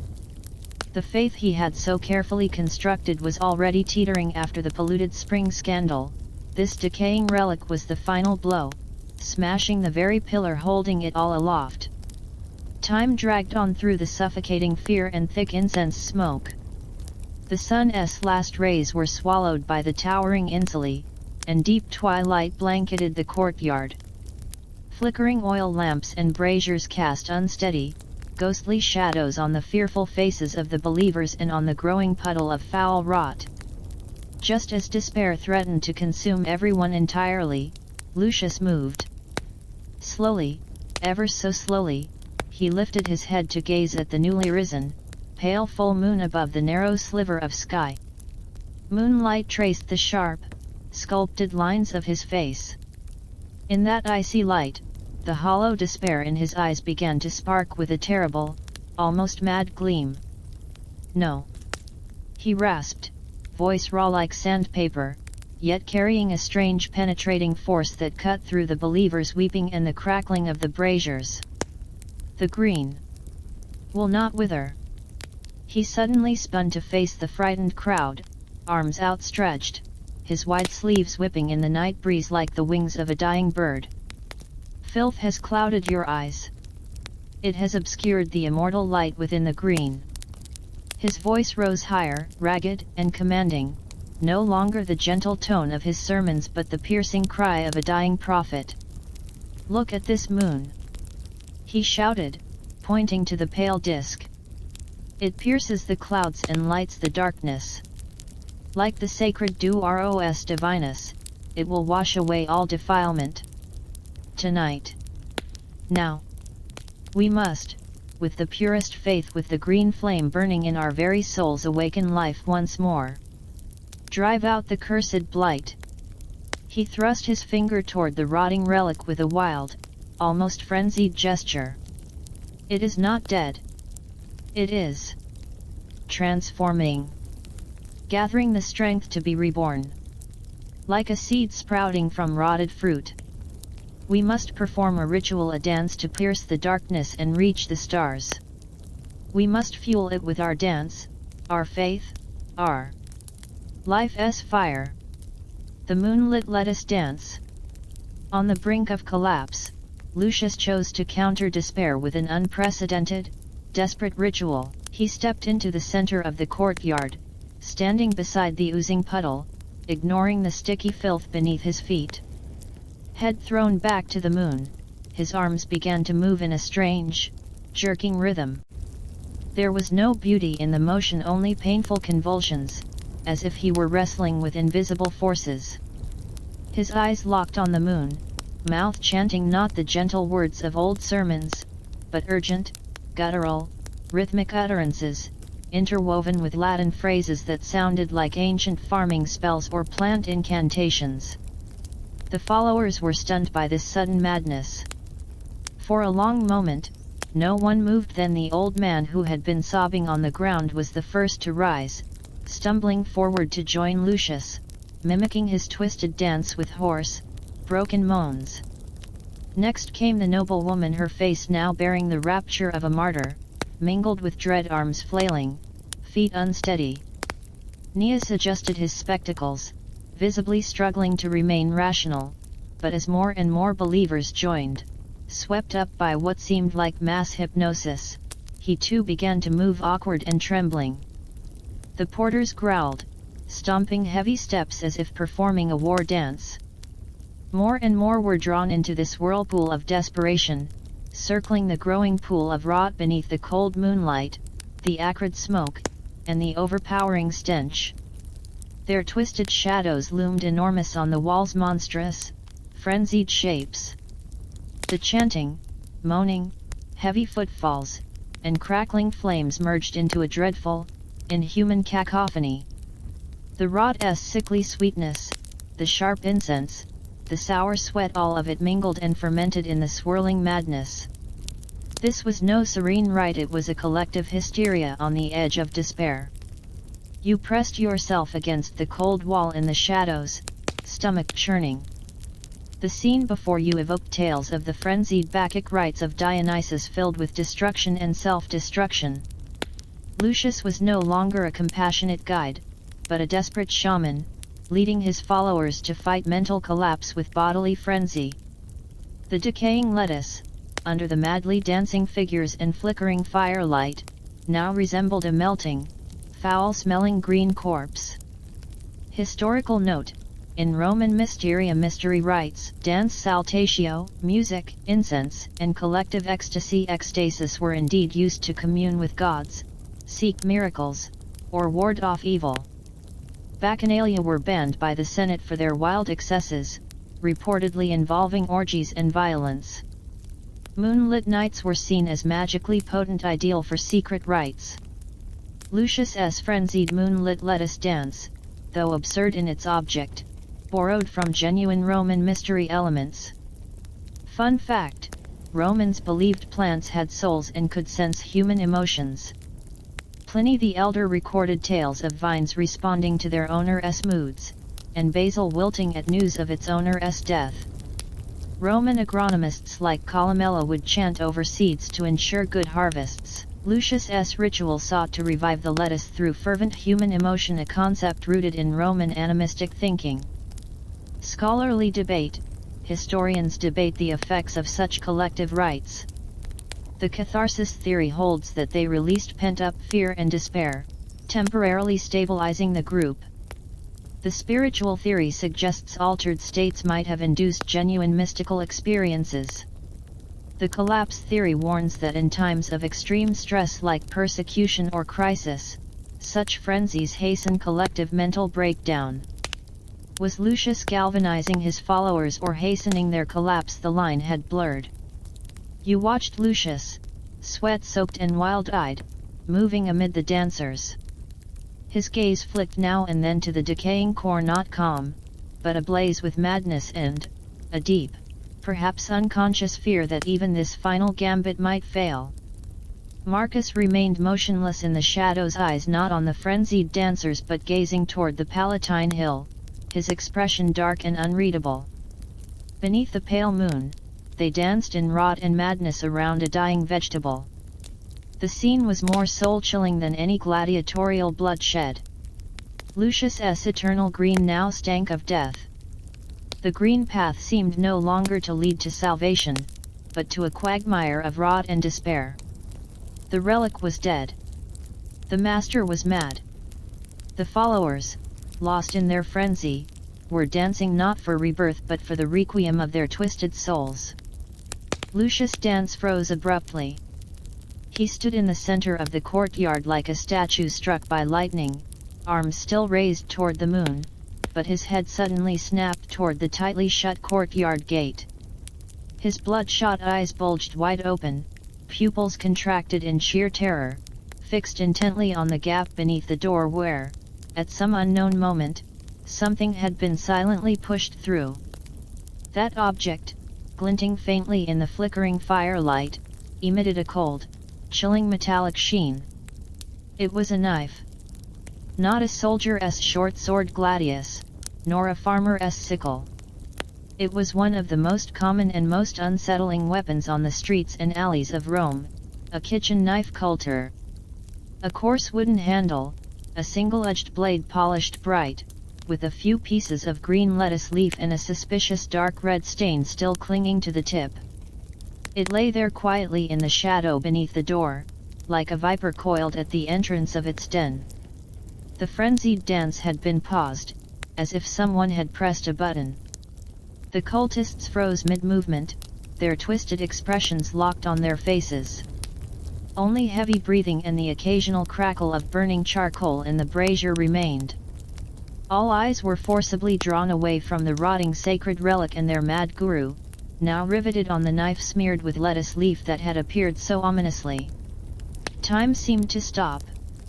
The sickly sweet stench of decay, the sharp bite of burning incense, the acrid smell of sweat, all the odors seemed to congeal in the freezing air. The knife, flecked with lettuce leaves, became a cold and merciless period, an ending hammered into this deranged ritual that sought to awaken life. Who is it? The scribe Neus's voice cracked and rose in pitch, shattering the stillness. He stumbled backward, knocking over a brazier behind him. Burning coals and myrrh scattered across the floor, sparks flying, casting eerie light onto his pallid face. It's the woodpeckers. They're here. Here to kill us. The fervent noblewoman shrieked, clutching her head and curling into a trembling ball on the ground. It's over, the green leaves, tainted, betrayed. The elderly cultist collapsed to the floor, fresh tears of pure despair now flowing freely. The two gatekeeper porters reacted first. With a growl, like enraged bulls, they snatched up wooden clubs and vegetable-carrying poles, and charged toward the courtyard gate. Bracing themselves against it, they glared out through the door gap into the darkness beyond, ready to resist any attackers. Chaos replaced frenzy in an instant. Fear spread faster than the dance ever had.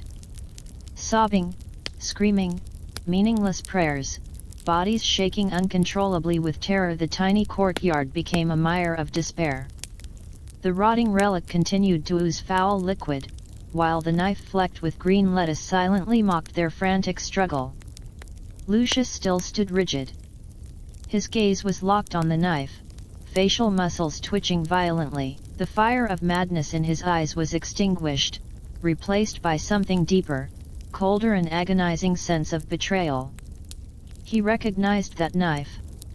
It wasn't a military weapon, it was a tool used daily by one of the cult members. And that dark red stain, it stabbed into his crumbling sanity like a burning needle. Betrayal. He finally ground out the word through clenched teeth. His voice was hoarse, like a grindstone scraping against stone, a chilling calmness more terrifying than any scream. It comes from a gardener's knife. He slowly lowered his raised arms, the movement as stiff as a rusted hinge. His gaze now turned razor sharp, sweeping across each terrified cultist in the courtyard. His eyes paused on Neas, the noblewoman, the elderly cultist, the porters, each face twisted in fear. He was trying to root out the hidden traitor among them. Suspicion crept like poisonous vines around every neck. The cultists instinctively avoided each other's eyes, bodies tense. Those who had danced together moments ago now viewed one another as potential betrayers, murderers with blades at the ready. The air was thick with something more suffocating than rot, suspicion. Then, from the shadows, the young nobleman Marcus moved. He hadn't looked at the knife, nor at the panicked cultists. Instead, he strode directly toward Lucius. His steps were steady, his expression showed no fear, only a grim, almost ruthless resolve. "Master," Marcus said quietly, yet his voice cut through the chaos with commanding authority. "Now is not the time to seek out worms vermes. It is the eye of the storm." He deliberately used the cult-coded language. "The woodpeckers have already stirred the whirlpool with foul spring fawns, polutus and rotten leaf folium putridum. This gardener's knife culter hortulanus is just the final wave. Their goal is not to storm in." He gestured at the knife that the cultists viewed as a death omen, the corners of his mouth curling into a cold sneer. "It is to have fear tear us apart from within." His gaze swept sharply over the paranoid, crumbling cultists. "Look at them. Fear and suspicion will destroy the green faster than any legionnaire's sword. That is what the woodpeckers want, to make us rip ourselves apart." He turned back to Lucius, his voice dropping, urgent. "We must break the branch ramum frangere immediately. Core deep rooters must scatter. Erase all traces. Disappear like morning dew. The treasury sacred dew, their lettuce juice reserves and hay-dried lettuce leaves can be abandoned. But silver leaves and stones, precious metals and land deeds must be taken. Now. If we delay, it will be too late. Old oak's quercus roots radix may already be loosening." Marcus's words struck Lucius like a bucket of ice water. The madness and suspicion in his eyes were replaced by a colder, more piercing dread. He understood Marcus's coded warning. Quintus Fabius, the old oak, their greatest political protector, might be faltering under pressure and preparing to sever ties, loosening roots. Without Quintus's protection, faced with accusations from foul spring, rotten leaf, and this symbolic gardener's knife, the entire cult would be as vulnerable as a slug exposed to the sun, powerless. Lucius swayed slightly, as if drained of all strength. He looked again at the lettuce-stained knife, his gaze complex rage, grief, the pain of betrayal, and finally a cold, grim acceptance of reality. The meticulously woven web of faith was crumbling, shredded by political storms and human treachery. "Break the branch," Lucius whispered, almost like a sigh. He closed his eyes, and when he opened them again, they held only the desolate look of ruins and a beast-like instinct to survive. "Cassius!" he suddenly barked, voice sharp with command. "Open the treasury. Do as Marcus says quickly." One of the gatekeeper porters sprinted toward the iron door leading to the vault. Aeneas, finding resolve in Lucius's order, forced himself to coordinate a few steadier cultists in gathering the papyrus scrolls recording leaf vein networks and member lists, preparing to destroy them. The courtyard descended into frantic chaos once again, this time driven not by fear, but by the primal instinct to escape. Cultists scurried like terrified ants between the rotting relic and the cold knife. Fear had been temporarily drowned by the instinct for survival. Mainstream historical insight: in Roman political persecution, internal informants, delators played an extremely important yet despicable role. They often betrayed groups for rewards, self-preservation, political gain, or personal grudges.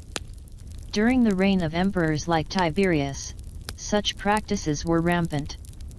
Symbolic weapons like a knife marked with a group's emblem deliberately sent into a gathering space was a classic psychological tactic, spreading panic, sowing distrust, and forcing internal purges or triggering flight. The gardener's knife incident here is a vivid example of this dark method. Quirky niche fact: Romans were deeply superstitious about knives, especially bloodied ones. They believed such weapons carried miasma pollution, attracting bad luck or even evil spirits. Purification rituals, lust ratio, were sometimes held after crimes. Fascinatingly, Romans believed certain plants like laurel leaves could ward off evil, and lettuce leaves, according to Galen, were used to cool wounds and stop bleeding. Thus, a knife smeared with lettuce leaves was a symbolically perverse image, both a tool of harm and stained with the cult's sacred emblem, deeply disturbing to the followers. Scholarly debate regarding how ancient mystery cults collapsed under persecution. Scholars debate two views. External pressure theory attributes collapse mainly to forceful state crackdowns arresting leaders, confiscating assets. Internal collapse theory emphasizes internal panic, distrust, and betrayal, especially when core members or protectors turn. Lucius's cult endured under foul spring and rotten leaf, but the gardener's knife and Marcus's warning about old oak collapsing triggered a rapid internal implosion. Which is more decisive, external force or internal rot? This collapse offers a classic case study. You huddle in a corner, watching this apocalyptic chaos, the stench of rot, the acrid smoke of burning scrolls, the frantic flight of cultists, Lucius's hollow stare, Marcus's coldly calm orders, and beneath the door gap that knife, flecked with bright green lettuce, silently mocking it all. It lies there, a voiceless proclamation. This absurd lettuce-driven rise would end in a spectacle of suspicion, betrayal, and panicked flight. The dream of leafy salvation has been butchered by a humble kitchen knife. The green path's final step would not lead to an eternal garden but into a chasm of fear, filth, and cold steel. You know you cannot remain here. Fertilizer, no, you refuse to become part of this collapse. While the chaos swirls, while every eye is fixed on the vault and that cursed knife, you must slip away, vanish like a drop of water into Rome's vast, shadowed night. Darkness. Absolute, suffocating darkness. Only your own heavy, bellows-like breathing and the thunderous pounding of your heart echo in your ears. The tremors in the floor feel like a never-ending earthquake, each heavy footstep lands like a blow, making every muscle in your body tense and your teeth chatter uncontrollably. Outside the iron door, the sounds are like a megaphone from hell. Speak. Who is old oak Quercus? A rough, violent male voice roared, accompanied by the wet, tearing sound unique to a whiplashing flesh, the terrifying effect of the flagrum. Ugh! That was Nias's voice. A short, sharp scream, quickly turning into a choked, guttural sob. The list. Where's the deep-root list and the silver coins? Where's the key to the treasury? A colder, more venomous voice joined in. Silence.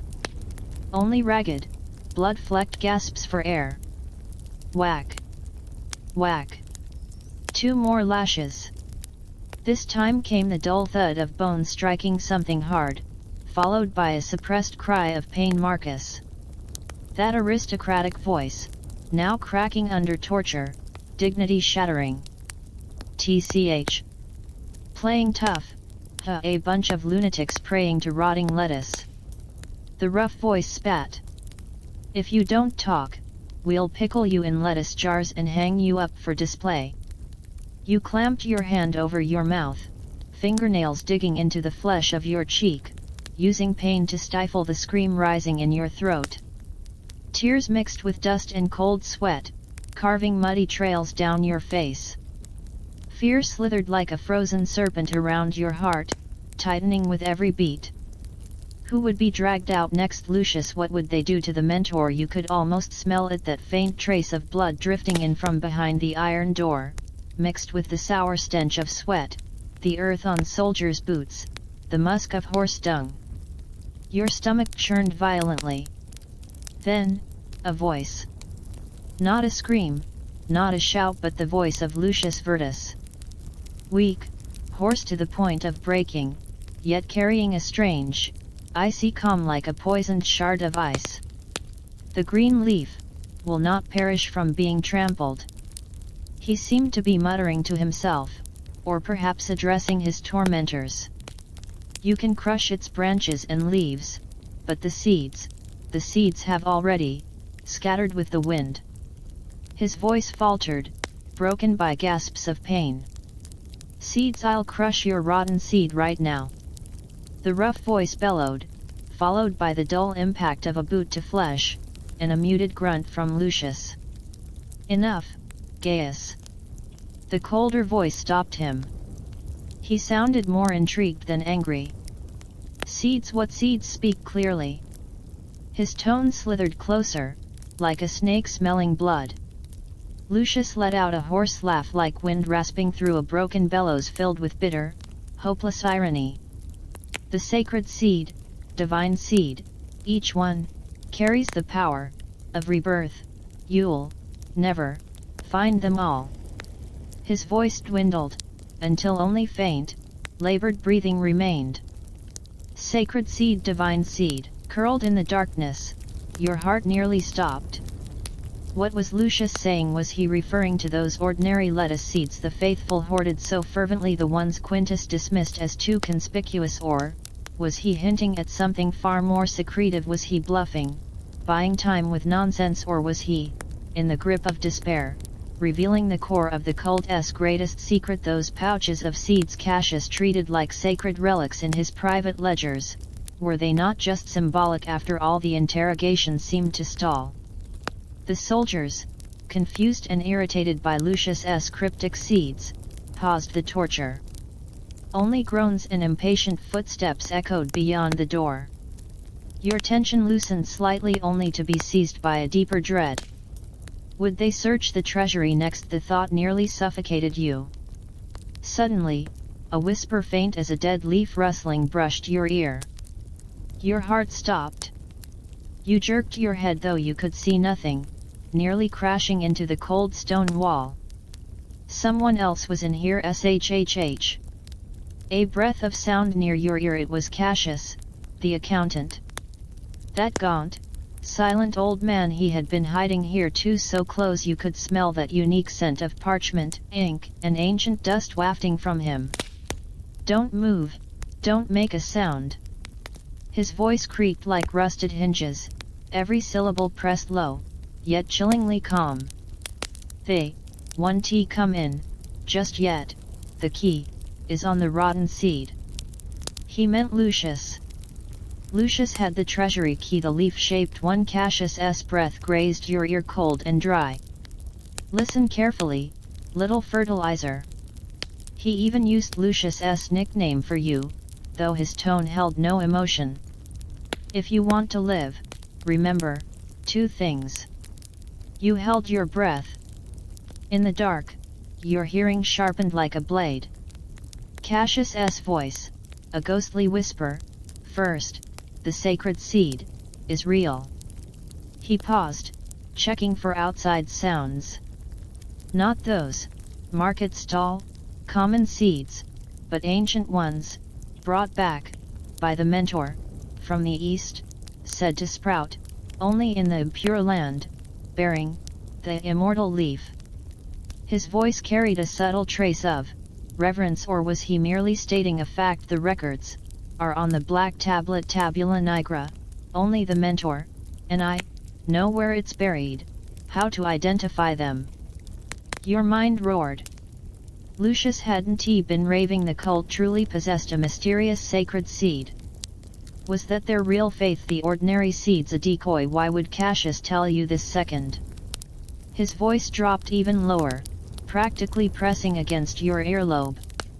The one outside, with purple-trimmed boots, the cold voice, isn't just some thug. Purple trim, a mark of Roman officers or senatorial aides. The pruning shears forfex, of the old oak. Cassius hissed a code name that chilled your bones. He deals with rot and overgrown branches. Like a dagger to your spine. Quintus Fabius, the old oak, his roots weren't just loose, he sent his personal assassin to prune the cult. No wonder the interrogation was so efficient and brutal. Marcus's fears had become bloody truth. The cult's greatest protector had become the sharpest executioner. Now, Cassius's hand, dry and gnarled like a tree root, clamped onto your wrist iron strong. You almost cried out from the pain and barely kept it in. Your only fertilizer value, his voice hissed like a serpent, is to forget. Forget what you heard, forget what you saw, forget the sacred seed, forget the old oak, forget me. He shoved something cold, hard, and heavy into your hand. Rough texture like a clay token tessera with engraved marks. Hold it, like burning coal. Cassius's voice turned grim and final. If you crawl out of this dung heap alive, never let anyone see it, or else. A whisper of laughter, quiet, yet more terrifying than any threat. The pruning shears will find you and turn you into real fertilizer. Suddenly, he shoved you aside. Then his wiry frame exploded with unnatural strength, slamming into a rack of empty amphorae. Crash! A thunderous clatter of smashing clay exploded through the room. Shards flew, dust surged, overwhelming the sounds beyond the door. What was that? Someone's still inside. Open the door. Hurry! Soldiers' shouts and the rattle of keys in the lock. In the chaos, Cassius, ghost-like, dove for a hidden vent you'd never noticed concealed behind massive dolia. Narrow, web-covered, barely big enough for one man, he vanished like a shadow just as the door burst open. Bang! Blinding torchlight flooded in, illuminating the scattered shards, swirling dust, and you huddled in the corner, face scratched by shrapnel, hand clutching the token, wide-eyed in perfect, paralyzed terror. Another one. Gaius's coarse roar made your ears ring. A soldier's boot slammed into your curled body, pain flashed white. Rough hands dragged you by the hair, tossing you onto the floor. Flames burned your tear-filled, blood and dust-smeared face. Who ran just now? Was it that old fox Cassius? Purple-trimmed boots stopped before you. The cold voice, the pruning shears looked down, a venomous coil of curiosity. You curled up, body racked in agony, mind frozen in terror, and something else. The token Cassius gave you seared your palm, burned into your soul. Forget? How could you forget the sacred seed? Quintus's betrayal. Cassius's escape. You lifted your head, meeting the shear's lifeless gaze. You opened your mouth, but only a broken rasp emerged. Tears ran down your blood-caked face, into your mouth the taste of rust and filth. The fear was real. The confusion was real. But deep within your blurred gaze, a veil of blank, dumb shock, your only armor now slowly dropped into place. Fertilizer. Your hoarse, dreamlike voice whispered into the stunned silence. I'm just a useless piece of fertilizer. You curl up on the cold, muddy ground, your cheek pressed against the damp soil. Each breath pulls at the ribs bruised by a soldier's boot, sending stabbing pain through your chest. You tremble like a leaf in the wind, not just from fear, but from the horrific sight before you. Lucius Vertus. He is on his knees, arms bound roughly behind him with coarse rope. The clean tunic that once symbolized his role as a mentor is torn and filthy, soaked with dirt, sweat, and dried blood. His head droops low, blood-matted hair covering most of his face. You can't see his expression. All you can see is his thin chest rising and falling with ragged, broken breaths. The calm that once commanded respect is gone, replaced by the panting of a dying beast. He is no longer the mentor of Greenleaf, but a defanged, spine-broken creature on the brink of death. Marcus, the young nobleman, is forced to kneel beside Lucius. His fine woolen tunica is torn and covered in mud. A visible bruise and a whip welt scar his face, blood trickles from a cracked lip. He tries to keep his back straight, clinging to the pride of his class, but the ropes binding his arms and the pain etched into his face grind that pride into the mud. His lips are clamped shut, eyes locked onto the earth below with a hatred so cold and deep it could freeze the soul, not aimed at the soldiers, but directed across the void, nailed to Palatine Hill, to Quintus Fabius, the old oak. Aeneas, the scribe, lies like a puddle of filth, glasses lost, eyes bulging from terror, bloodshot and wild. Tears, snot, and blood mix on his face as he sobs incoherently. Spare me, please, sir. I'll talk. I remember the names, please. His mind has clearly snapped under torture. The two once loyal porters now lie limp like gutted animals, breathing heavily, their gazes vacant and hollow. Cassius gone. The wiry accountant has vanished without a trace. Soldiers curse and tear apart the office and vaults in frustration, muttering about the old fox who slipped through their fingers. At the gate stand two figures like shadows of death.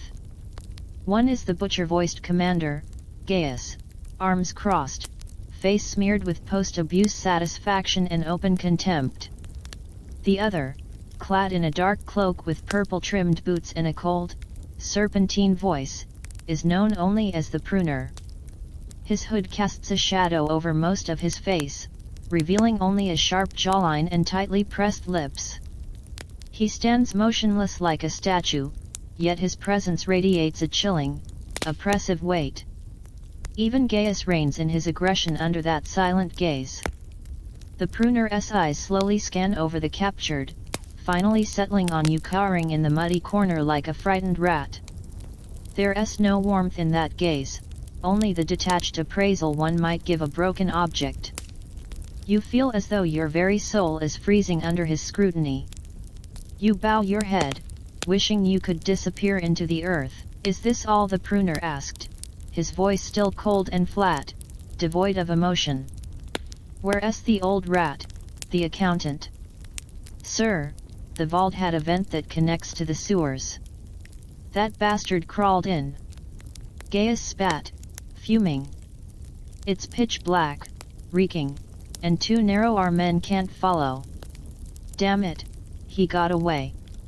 He ran. A slight ripple passed through the pruner's voice like a hairline crack on an icy surface. A minor player. As long as we have the list and the core members. His gaze returned to Lucius and Marcus. Transfer them to Malisakia. The millstone is waiting. Malisakia, the stone mill. The infamous Roman prison, the Tullianum, earned that nickname because those sent there were ground like grain into nothing. The millstone, no doubt, referred to the cold-hearted magistrate awaiting them. Soldiers yanked Lucius, Marcus, Aeneas, and the porters to their feet. Aeneas shrieked like a slaughtered pig until a spear butt was slammed into his stomach, silencing him with a dry gag. Marcus stumbled, pushed forward, but then suddenly jerked his head up, eyes bloodshot and wild. With all his remaining strength, he screamed a curse, "Tell the old oak, his roots, are rotting in the mud. We'll be waiting at the sticks." The pruner remained unmoved. He didn't even blink. Just then, something exploded into motion. Lucius, who had seemed on the brink of death, suddenly broke free, perhaps because the soldiers were momentarily distracted. But instead of attacking or fleeing, he lunged toward a filthy puddle in the courtyard. A foul, partially cleaned mess of rotten sacred lettuce, the remains of their corrupted relic. To everyone's shock, Lucius threw himself into the sludge, burying his face and chest in the rancid, sticky filth like a pilgrim plunging into holy water or a dying man embracing his final truth. Time froze. The soldiers stared. Gaius' jaw dropped. Even the pruner's hooded shadow seemed to twitch. Then Lucius reared up, drenched in brown-black rot, his hair and clothes soaked with the stinking sludge. He opened his mouth and let out a laugh, a mad, broken, soul-piercing howl that echoed off the courtyard walls. "Behold, Rome!" he bellowed, his voice cracked and rasping, thick goo dripping from his lips. "Is this your purity? Is this your God?" He staggered to his feet, swaying like a revenant reborn in filth. The sludge ran down his torn shirt like hell's baptism. "My green leaf! My relic! It rotted!" He pointed to his corrupted body, laughing with bitter tears. "But its rot, its juice is purer than your senate's honeyed wine. More sacred than your temple's incense. Because at least, it doesn't hide its decay." He turned to the restrained believers, eyes wild and sorrowful. "Remember, we were not defeated, we were devoured by this rotting world. Our seeds will sprout on its corpse." "Shut up, lunatic!" Gaius roared and punched Lucius hard in the face. He crumpled back into the filth, coughing violently, but his twisted, mocking grin lingered like a curse carved in rot and mud. "Take them. All of them." The pruner's voice now carried a faint tremor. Was it revulsion or a shiver stirred by Lucius' defilement of faith? He flicked his hand. The soldiers didn't hesitate this time. They dragged Lucius, still coughing and laughing, Marcus with his hollow stare, and the others like dead animals out of the yard. Chains and footsteps faded into the distance. Only the pruner, Gaius, a few soldiers, and you remained still trembling in the mud, your soul numbed by what you'd just witnessed. The air reeked of rot, blood, and the spiritual void left by total annihilation. The pruner's gaze fell on you again, cold and piercing.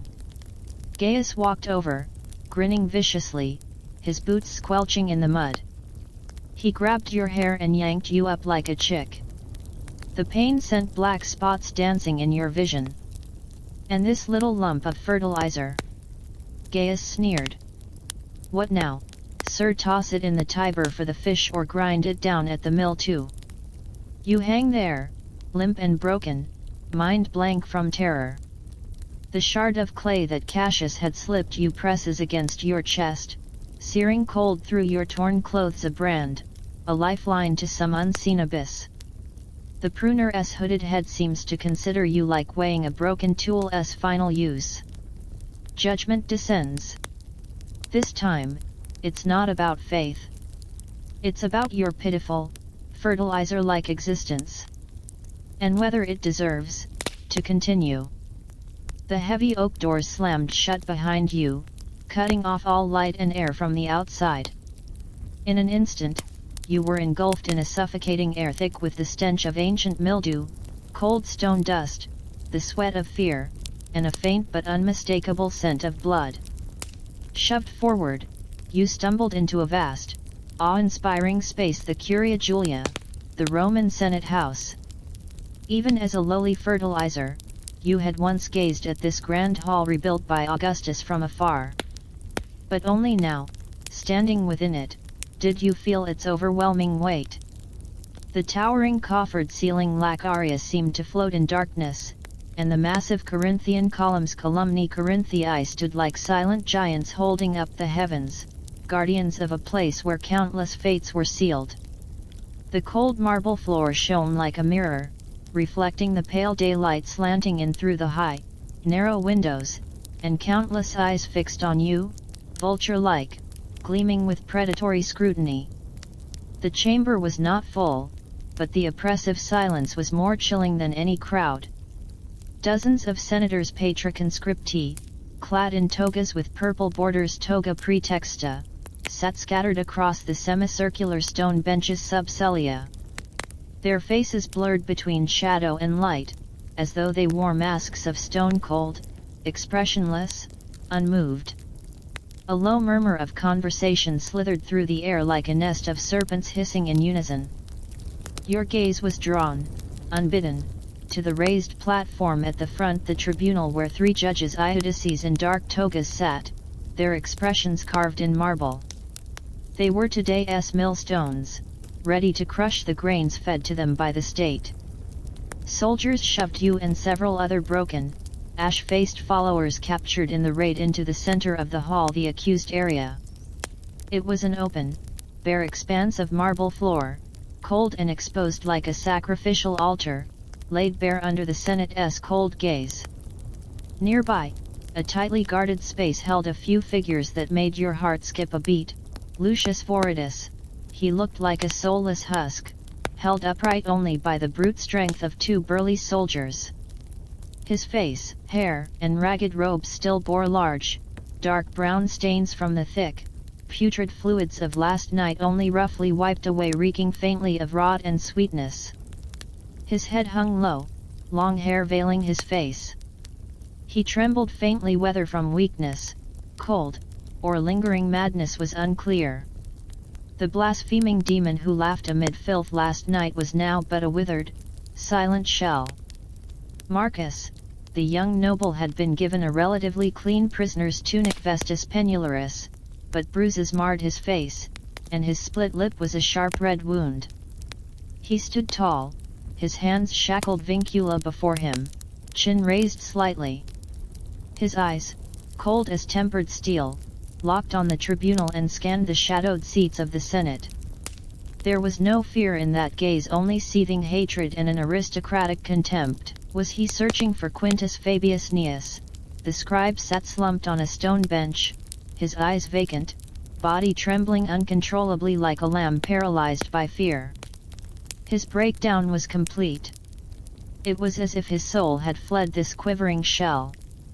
The porters, they knelt, heads bowed so low they nearly touched the icy marble floor, releasing soft, despairing whimpers from deep in their throats. Silence. A powerful, commanding voice rang out from the chief judge in the center of the tribunal.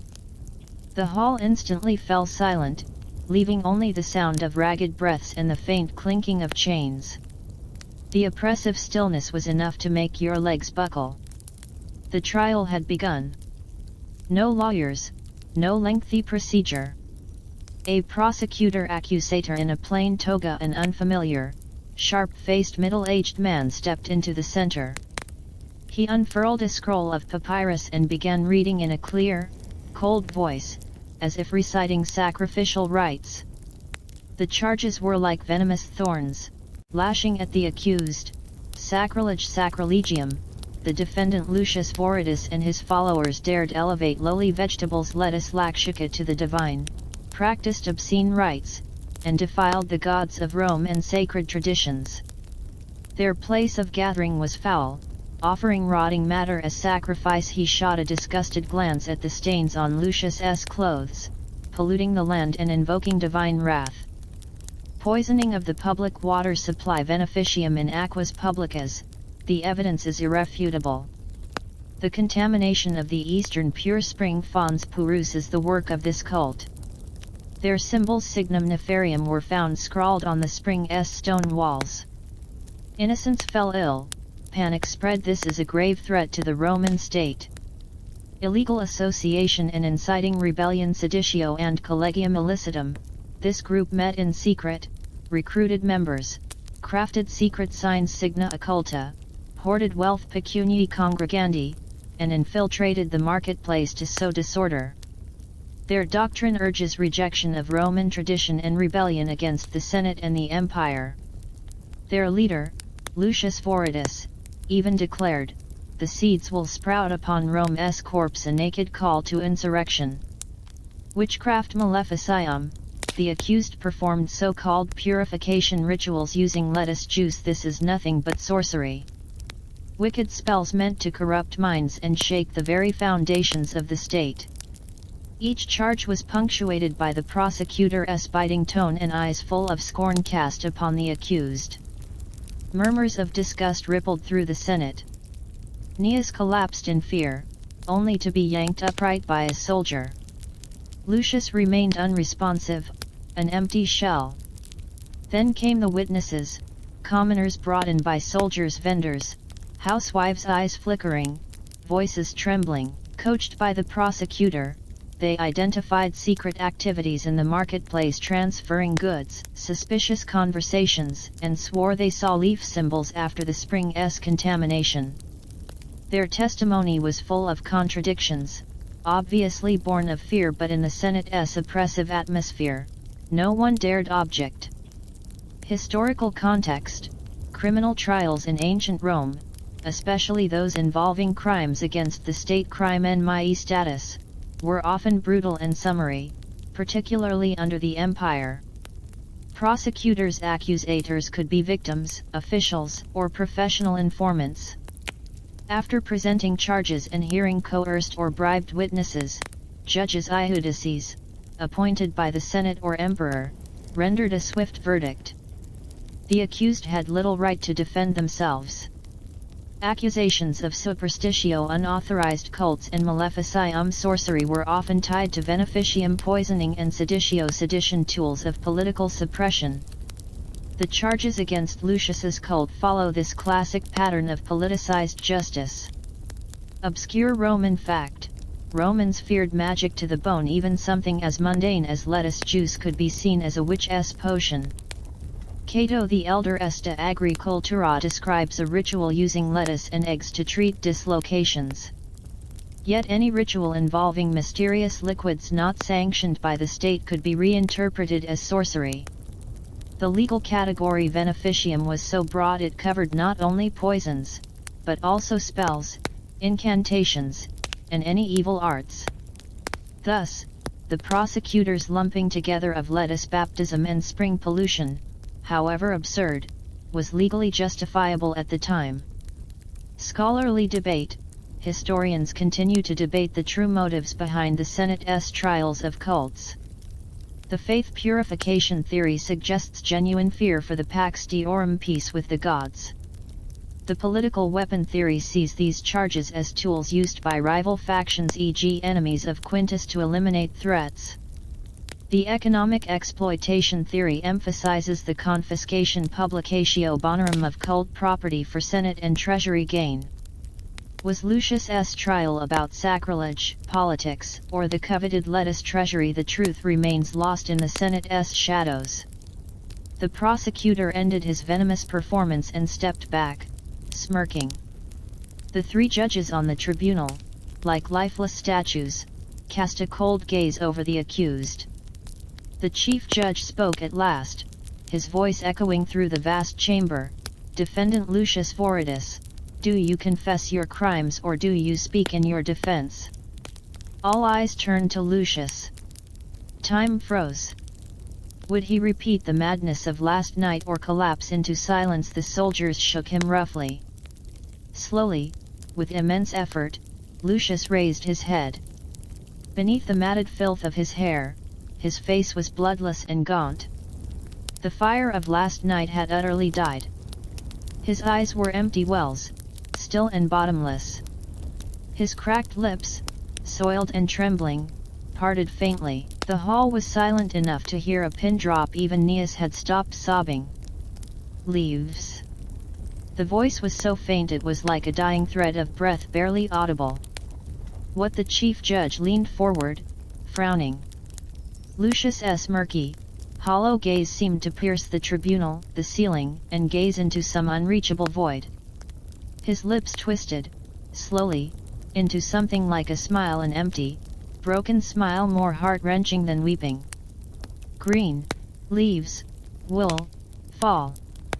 With those whispered words, he collapsed, limp in the soldier's grip, unconscious. That empty smile remained on his face, etched there like a riddle on a death mask. No repentance. No curse. No madness. Only a cryptic murmur about leaves and falling. More unnerving than any scream. The Senate stirred with hushed murmurs. Feigned madness. Contempt of court. The prosecutor hissed. "Take him away." "Next," barked the chief judge. The soldiers dragged Lucius away like a sack of waste. The trial continued. Marcus was pushed forward. He stood tall, facing the tribunal and the Senate's gaze without flinching. Marcus Valerius Niger, the chief judge read his full name, emphasizing his noble lineage. "As a son of the Senate, instead of serving Rome, you embraced a cult and dishonored your ancestors. Do you confess your crimes or will you speak?" Marcus raised his head. His eyes, sharp as blades, scanned the shadowed ranks of senators, as if seeking a particular face. He did not answer the judge directly. Instead, he spoke with a clear, calm, aristocratic cadence, each word like a bead of ice dropped onto marble. "Honorable judges, esteemed senators. I, Marcus Valerius Niger, declare before you, I have never worshipped any so-called cult that defiled the gods of Rome." A quiet stir rippled through the chamber. He ignored it. "What I encountered was merely a group of deluded individuals obsessed with healthy eating and inner peace. Their leader, Lucius Voridus, was a madman who excelled in manipulating the weak. As for the accusations poisoning water, inciting rebellion, sorcery," his lips curled in a cold, mocking smile, "these are nothing more than the fantasies of frightened rabble or the smokescreens cast by those of high rank." His eyes flashed toward a shadowed corner of the Senate to cover up far deeper filth. He paused, letting the weight of his insinuation settle in the silence. A few senators shifted uneasily. "I admit I was young, curious, momentarily deceived by talk of purity," Marcus said with a tone of supposed repentance, though his eyes remained ice-cold. "But that is not betrayal of Rome or of my family. The true betrayal," again, he swept his gaze across the Senate, "lies with those who, hidden behind togas, for their own gain, let filth flow unchecked and even lit the fire of false blame with their own hands. Honorable Judge, I request the summoning of a witness, one who can prove certain senators' deeper involvement in this so-called filth." "He holds." "Enough." A furious voice exploded from the shadows near the tribunal, cutting Marcus short. It was the man with the purple-trimmed boots, the pruner. At some point, he had appeared there, hood still drawn low, but that. The Roman boundary stone Sippus loomed coldly behind you, carved with ancient inscriptions proclaiming the sacred border of the city Pomerium. The soldier's final shove sent you stumbling, sprawling onto the dust-choked edge of the Via Appia.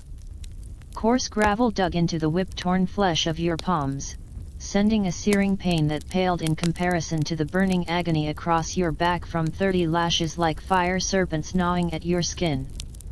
Worse still was the fresh brand beneath your left shoulder blade, a grotesque, twisted image, pressed into your flesh by a red-hot iron stigma, a lettuce leaf pierced by a diagonal slash.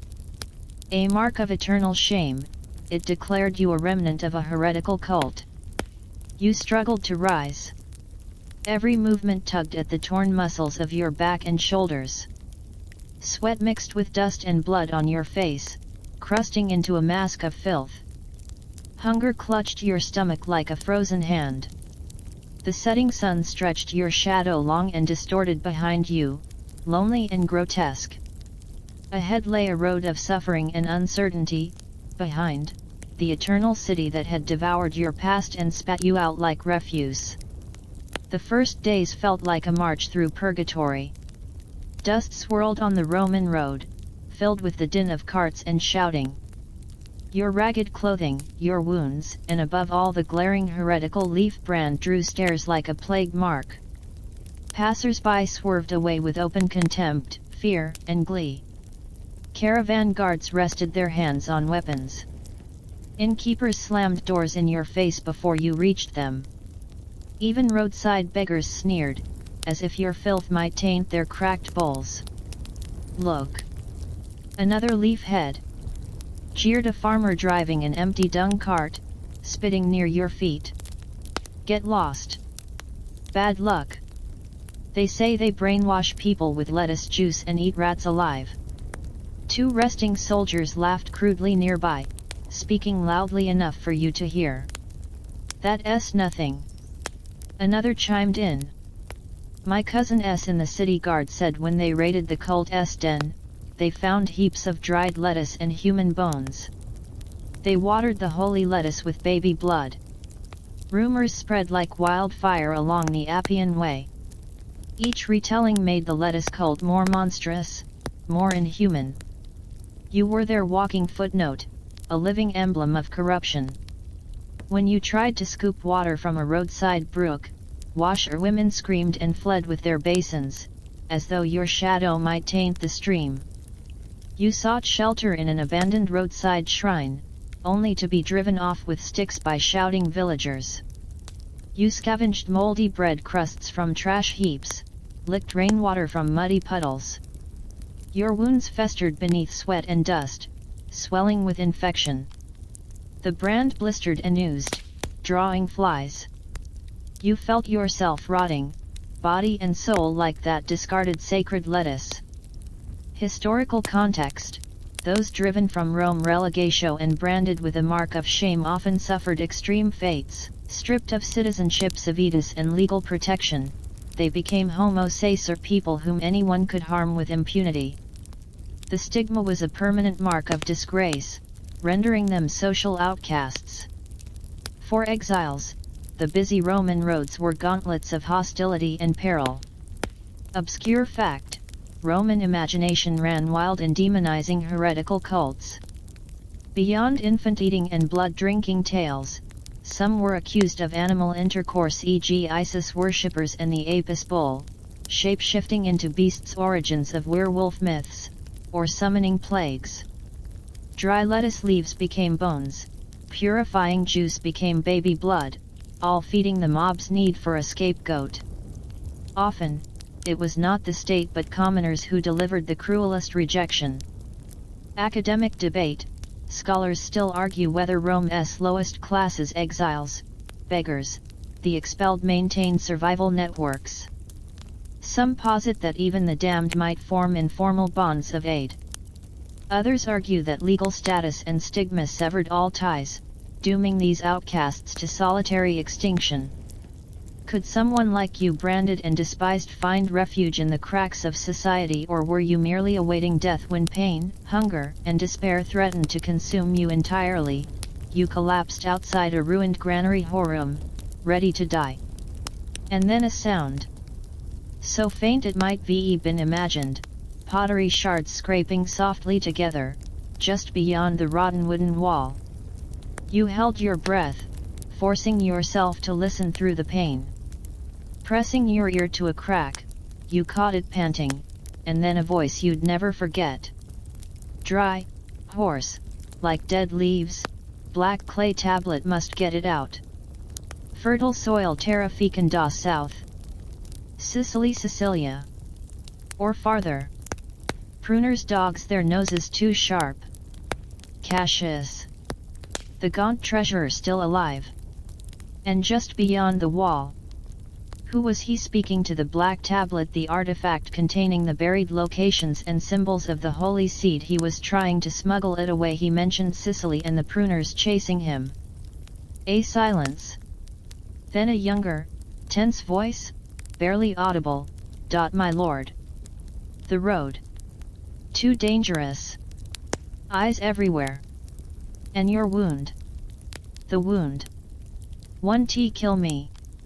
Cassius rasped, weak but resolute. "The seed. Matters more than life. Listen. Meeting point. 3 olive trees trace solely same spot passcode. Evening brings the dew vesper adford rosam return with. Moon's shadow has fallen umbra luni succidit understand. Why yes. I understand." The youth's voice trembled with tears and resolve. "Go.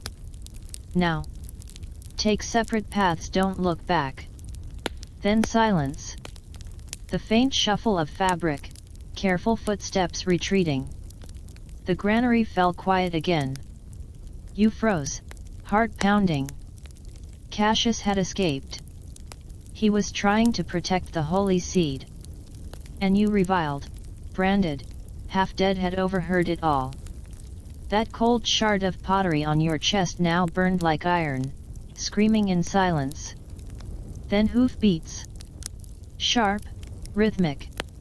Growing closer, voices barked commands, "Search. Thoroughly. That fox is wounded, can't have gone far. The blood trail ends around here." The pruners. The hunters were closing in. Instinct overrode agony. You scrambled like a startled lizard, dragging yourself into a foul-smelling drainage ditch cloaca, smearing yourself in mud and weeds. Torches flared beyond the granary. The door burst open. Shouts, curses, spears prodding piles of straw. Shit. Gone. Blood. He headed toward the woods. After him. Hooves thundered away into the distance. Only when silence fell did you dare rise. The granary stood ransacked and empty. Cassius and his companion were gone. The night wind whispered over the fields. Somewhere far away, soldiers still shouted. You lay in the foul mud, staring up at a star-pierced sky. Your wounds still burned. Hunger gnawed. But within the swamp of despair that had flooded your soul, something heavy had been cast, a stone of fate. Cassius had not died. Marcus was exiled. The cult, scattered. But the secret of the holy seed lived on, fleeing through Rome's shadowed countryside. Cassius, like a ghost, bore its final truth, hunted, wounded, but determined.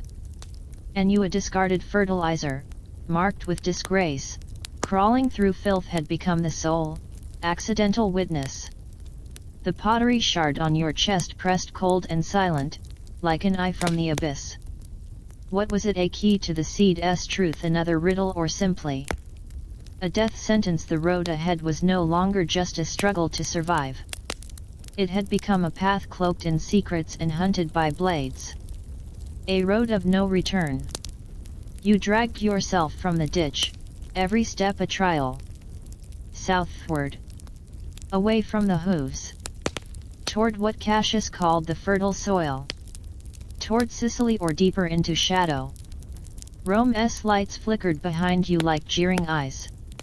And the whisper of the seed, like a parasite, rooted itself in your broken soul.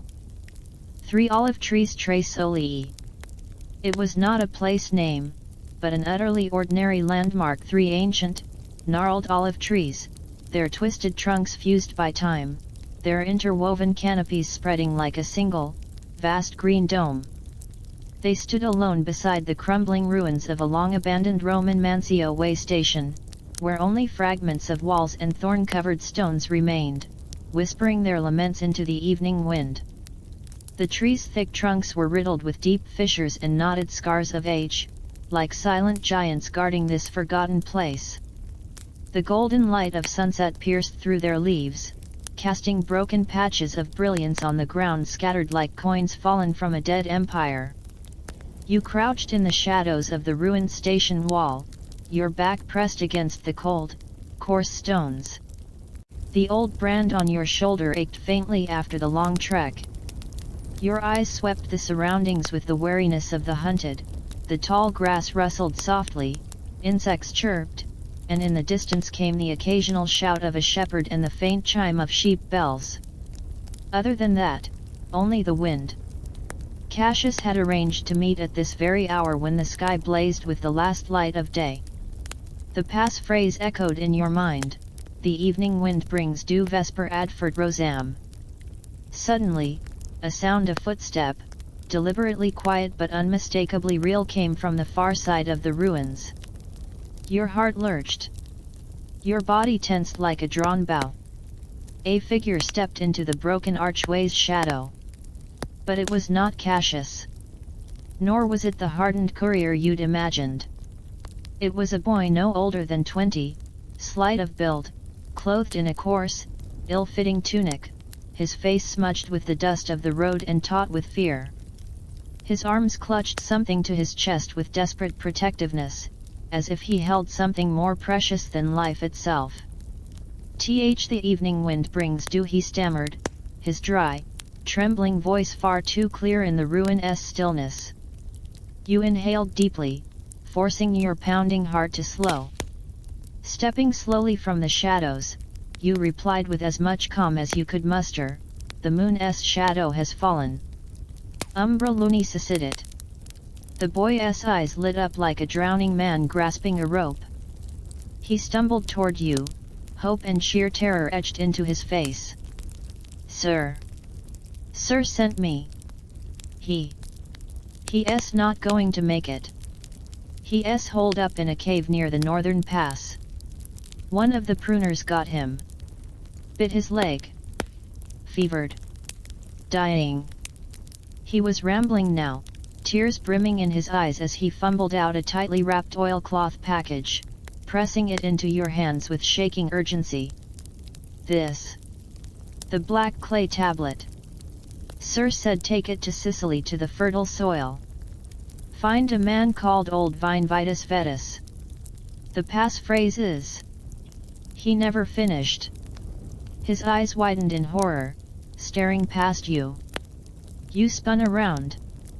2 cloaked figures had appeared in the gap of the ruined wall, silent as predators. Their short swords Pugianese gleamed with a flash of sunset before striking. The pruners. The boy screamed. It all happened in a heartbeat. Steel flashed.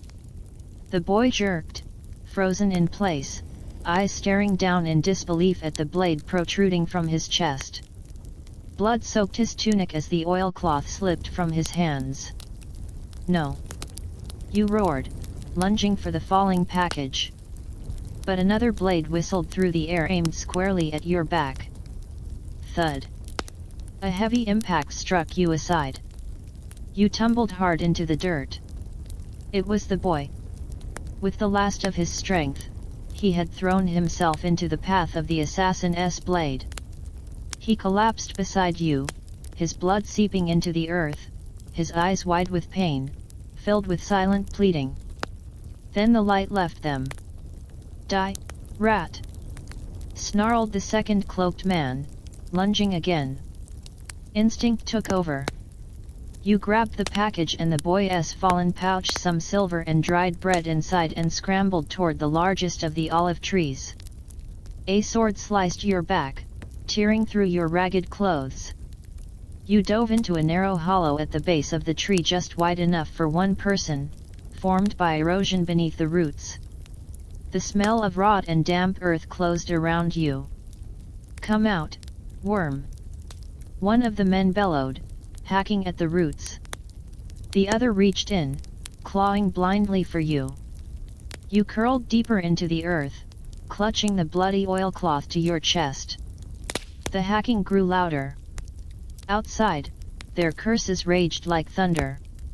Then, in your hand, your fingers brushed the shard Cassius had given you.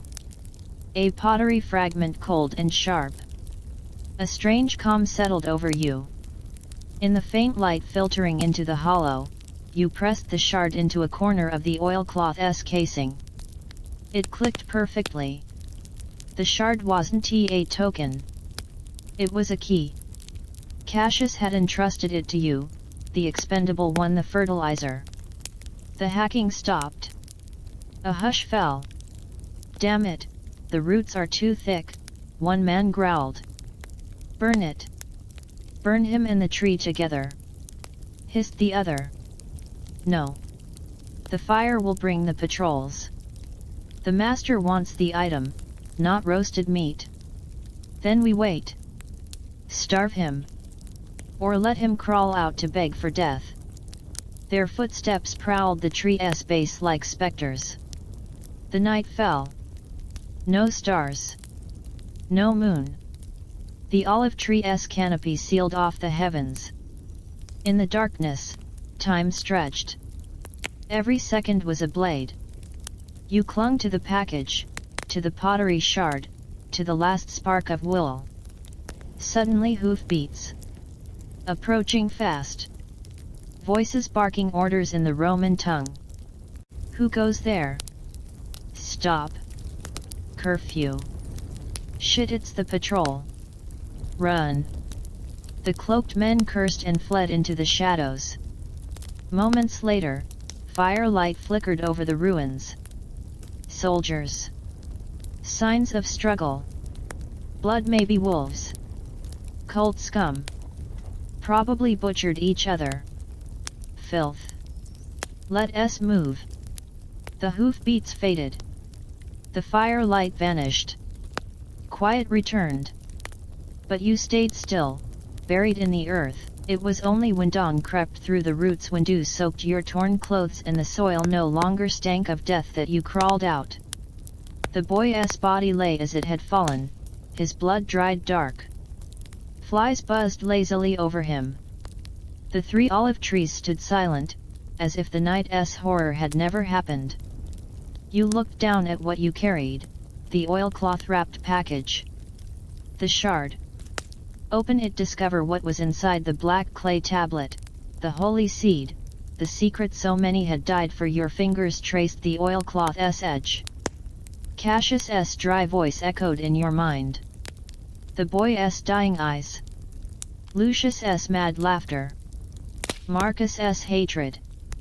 The scent of blood, of rotting lettuce, of bronze coins and rusted swords. You shivered. Then, in that cold dawn light, beneath the gaze of the ancient trees, you made your choice. You didn't open it. Instead, you took the shard and, with all your strength, wedged it into the deepest fissure in the olive tree's trunk. It fit snugly now, inseparable from the bark. Then you turned to the boy's body. With trembling hands, you closed his eyes. Kneeling in the damp earth beneath the largest tree, you dug. With the boy's knife and your bloodied fingers, you dug a grave. Deep, beneath the roots, beneath the leaf mold and the scars of the earth. You laid the package, the black clay tablet, within. Gently. Respectfully. Then you buried it. Covered it with dirt, leaves, moss. Erased every trace. When it was done, you stood. The morning sun stretched your shadow across the ruin. The brand on your shoulder still burned, but the crushing weight of the secret had lessened. You gave one last look to the three olive trees. to the shard embedded in the bark, to the freshly turned earth beneath the roots. Then you turned away. Away from Rome. Away from the secret of the holy seed. Away from madness and blood. You walked toward the rising sun, toward a path unknown, a road without lettuce, without creed, without eternal green. You did not go to Sicily. You left the secret buried along with Cassius's obsession, the boy's blood, Lucius's delusion, and your own fear. And in that quiet grove, under the watchful boughs of the Tres Olii, the secret of the holy seed rooted in desire, madness, and death was returned to the earth. And you, a mere fertilizer who had outlived them all, walked into a tomorrow untouched by faith, myth, or leaf. The wind, when did it become so gentle it brushed over the rolling hills of southern Italy, grazed the old scar on your shoulder that had long since gone numb, carrying with it the salt of distant seas and the faint fragrance of unknown wild flowers. The road beneath your feet stretched on into the dusk, its edges blurred and fading into a tender indigo. The shadows of olive trees, the ruins of roadside inns, even the clamor and bloodshed of Rome behind you, all of it receded like the ebbing tide, sinking softly into that sandy shore deep in your memory. You walked slowly now, each step as if treading on clouds. The heat of the day had vanished, and the earth released a warm scent, baked and comforted by sunlight. Dew began to gather on the blades of grass, catching the light of the first stars appearing overhead, like scattered shards of diamond. There was no destination, no footsteps to chase. Only this boundless calm, wrapping around your weary body and your even wearier soul.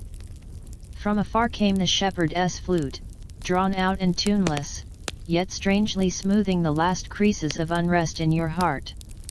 The scent of a campfire drifted faintly through the air, perhaps a traveler, perhaps the hearth of a hidden village in the hills.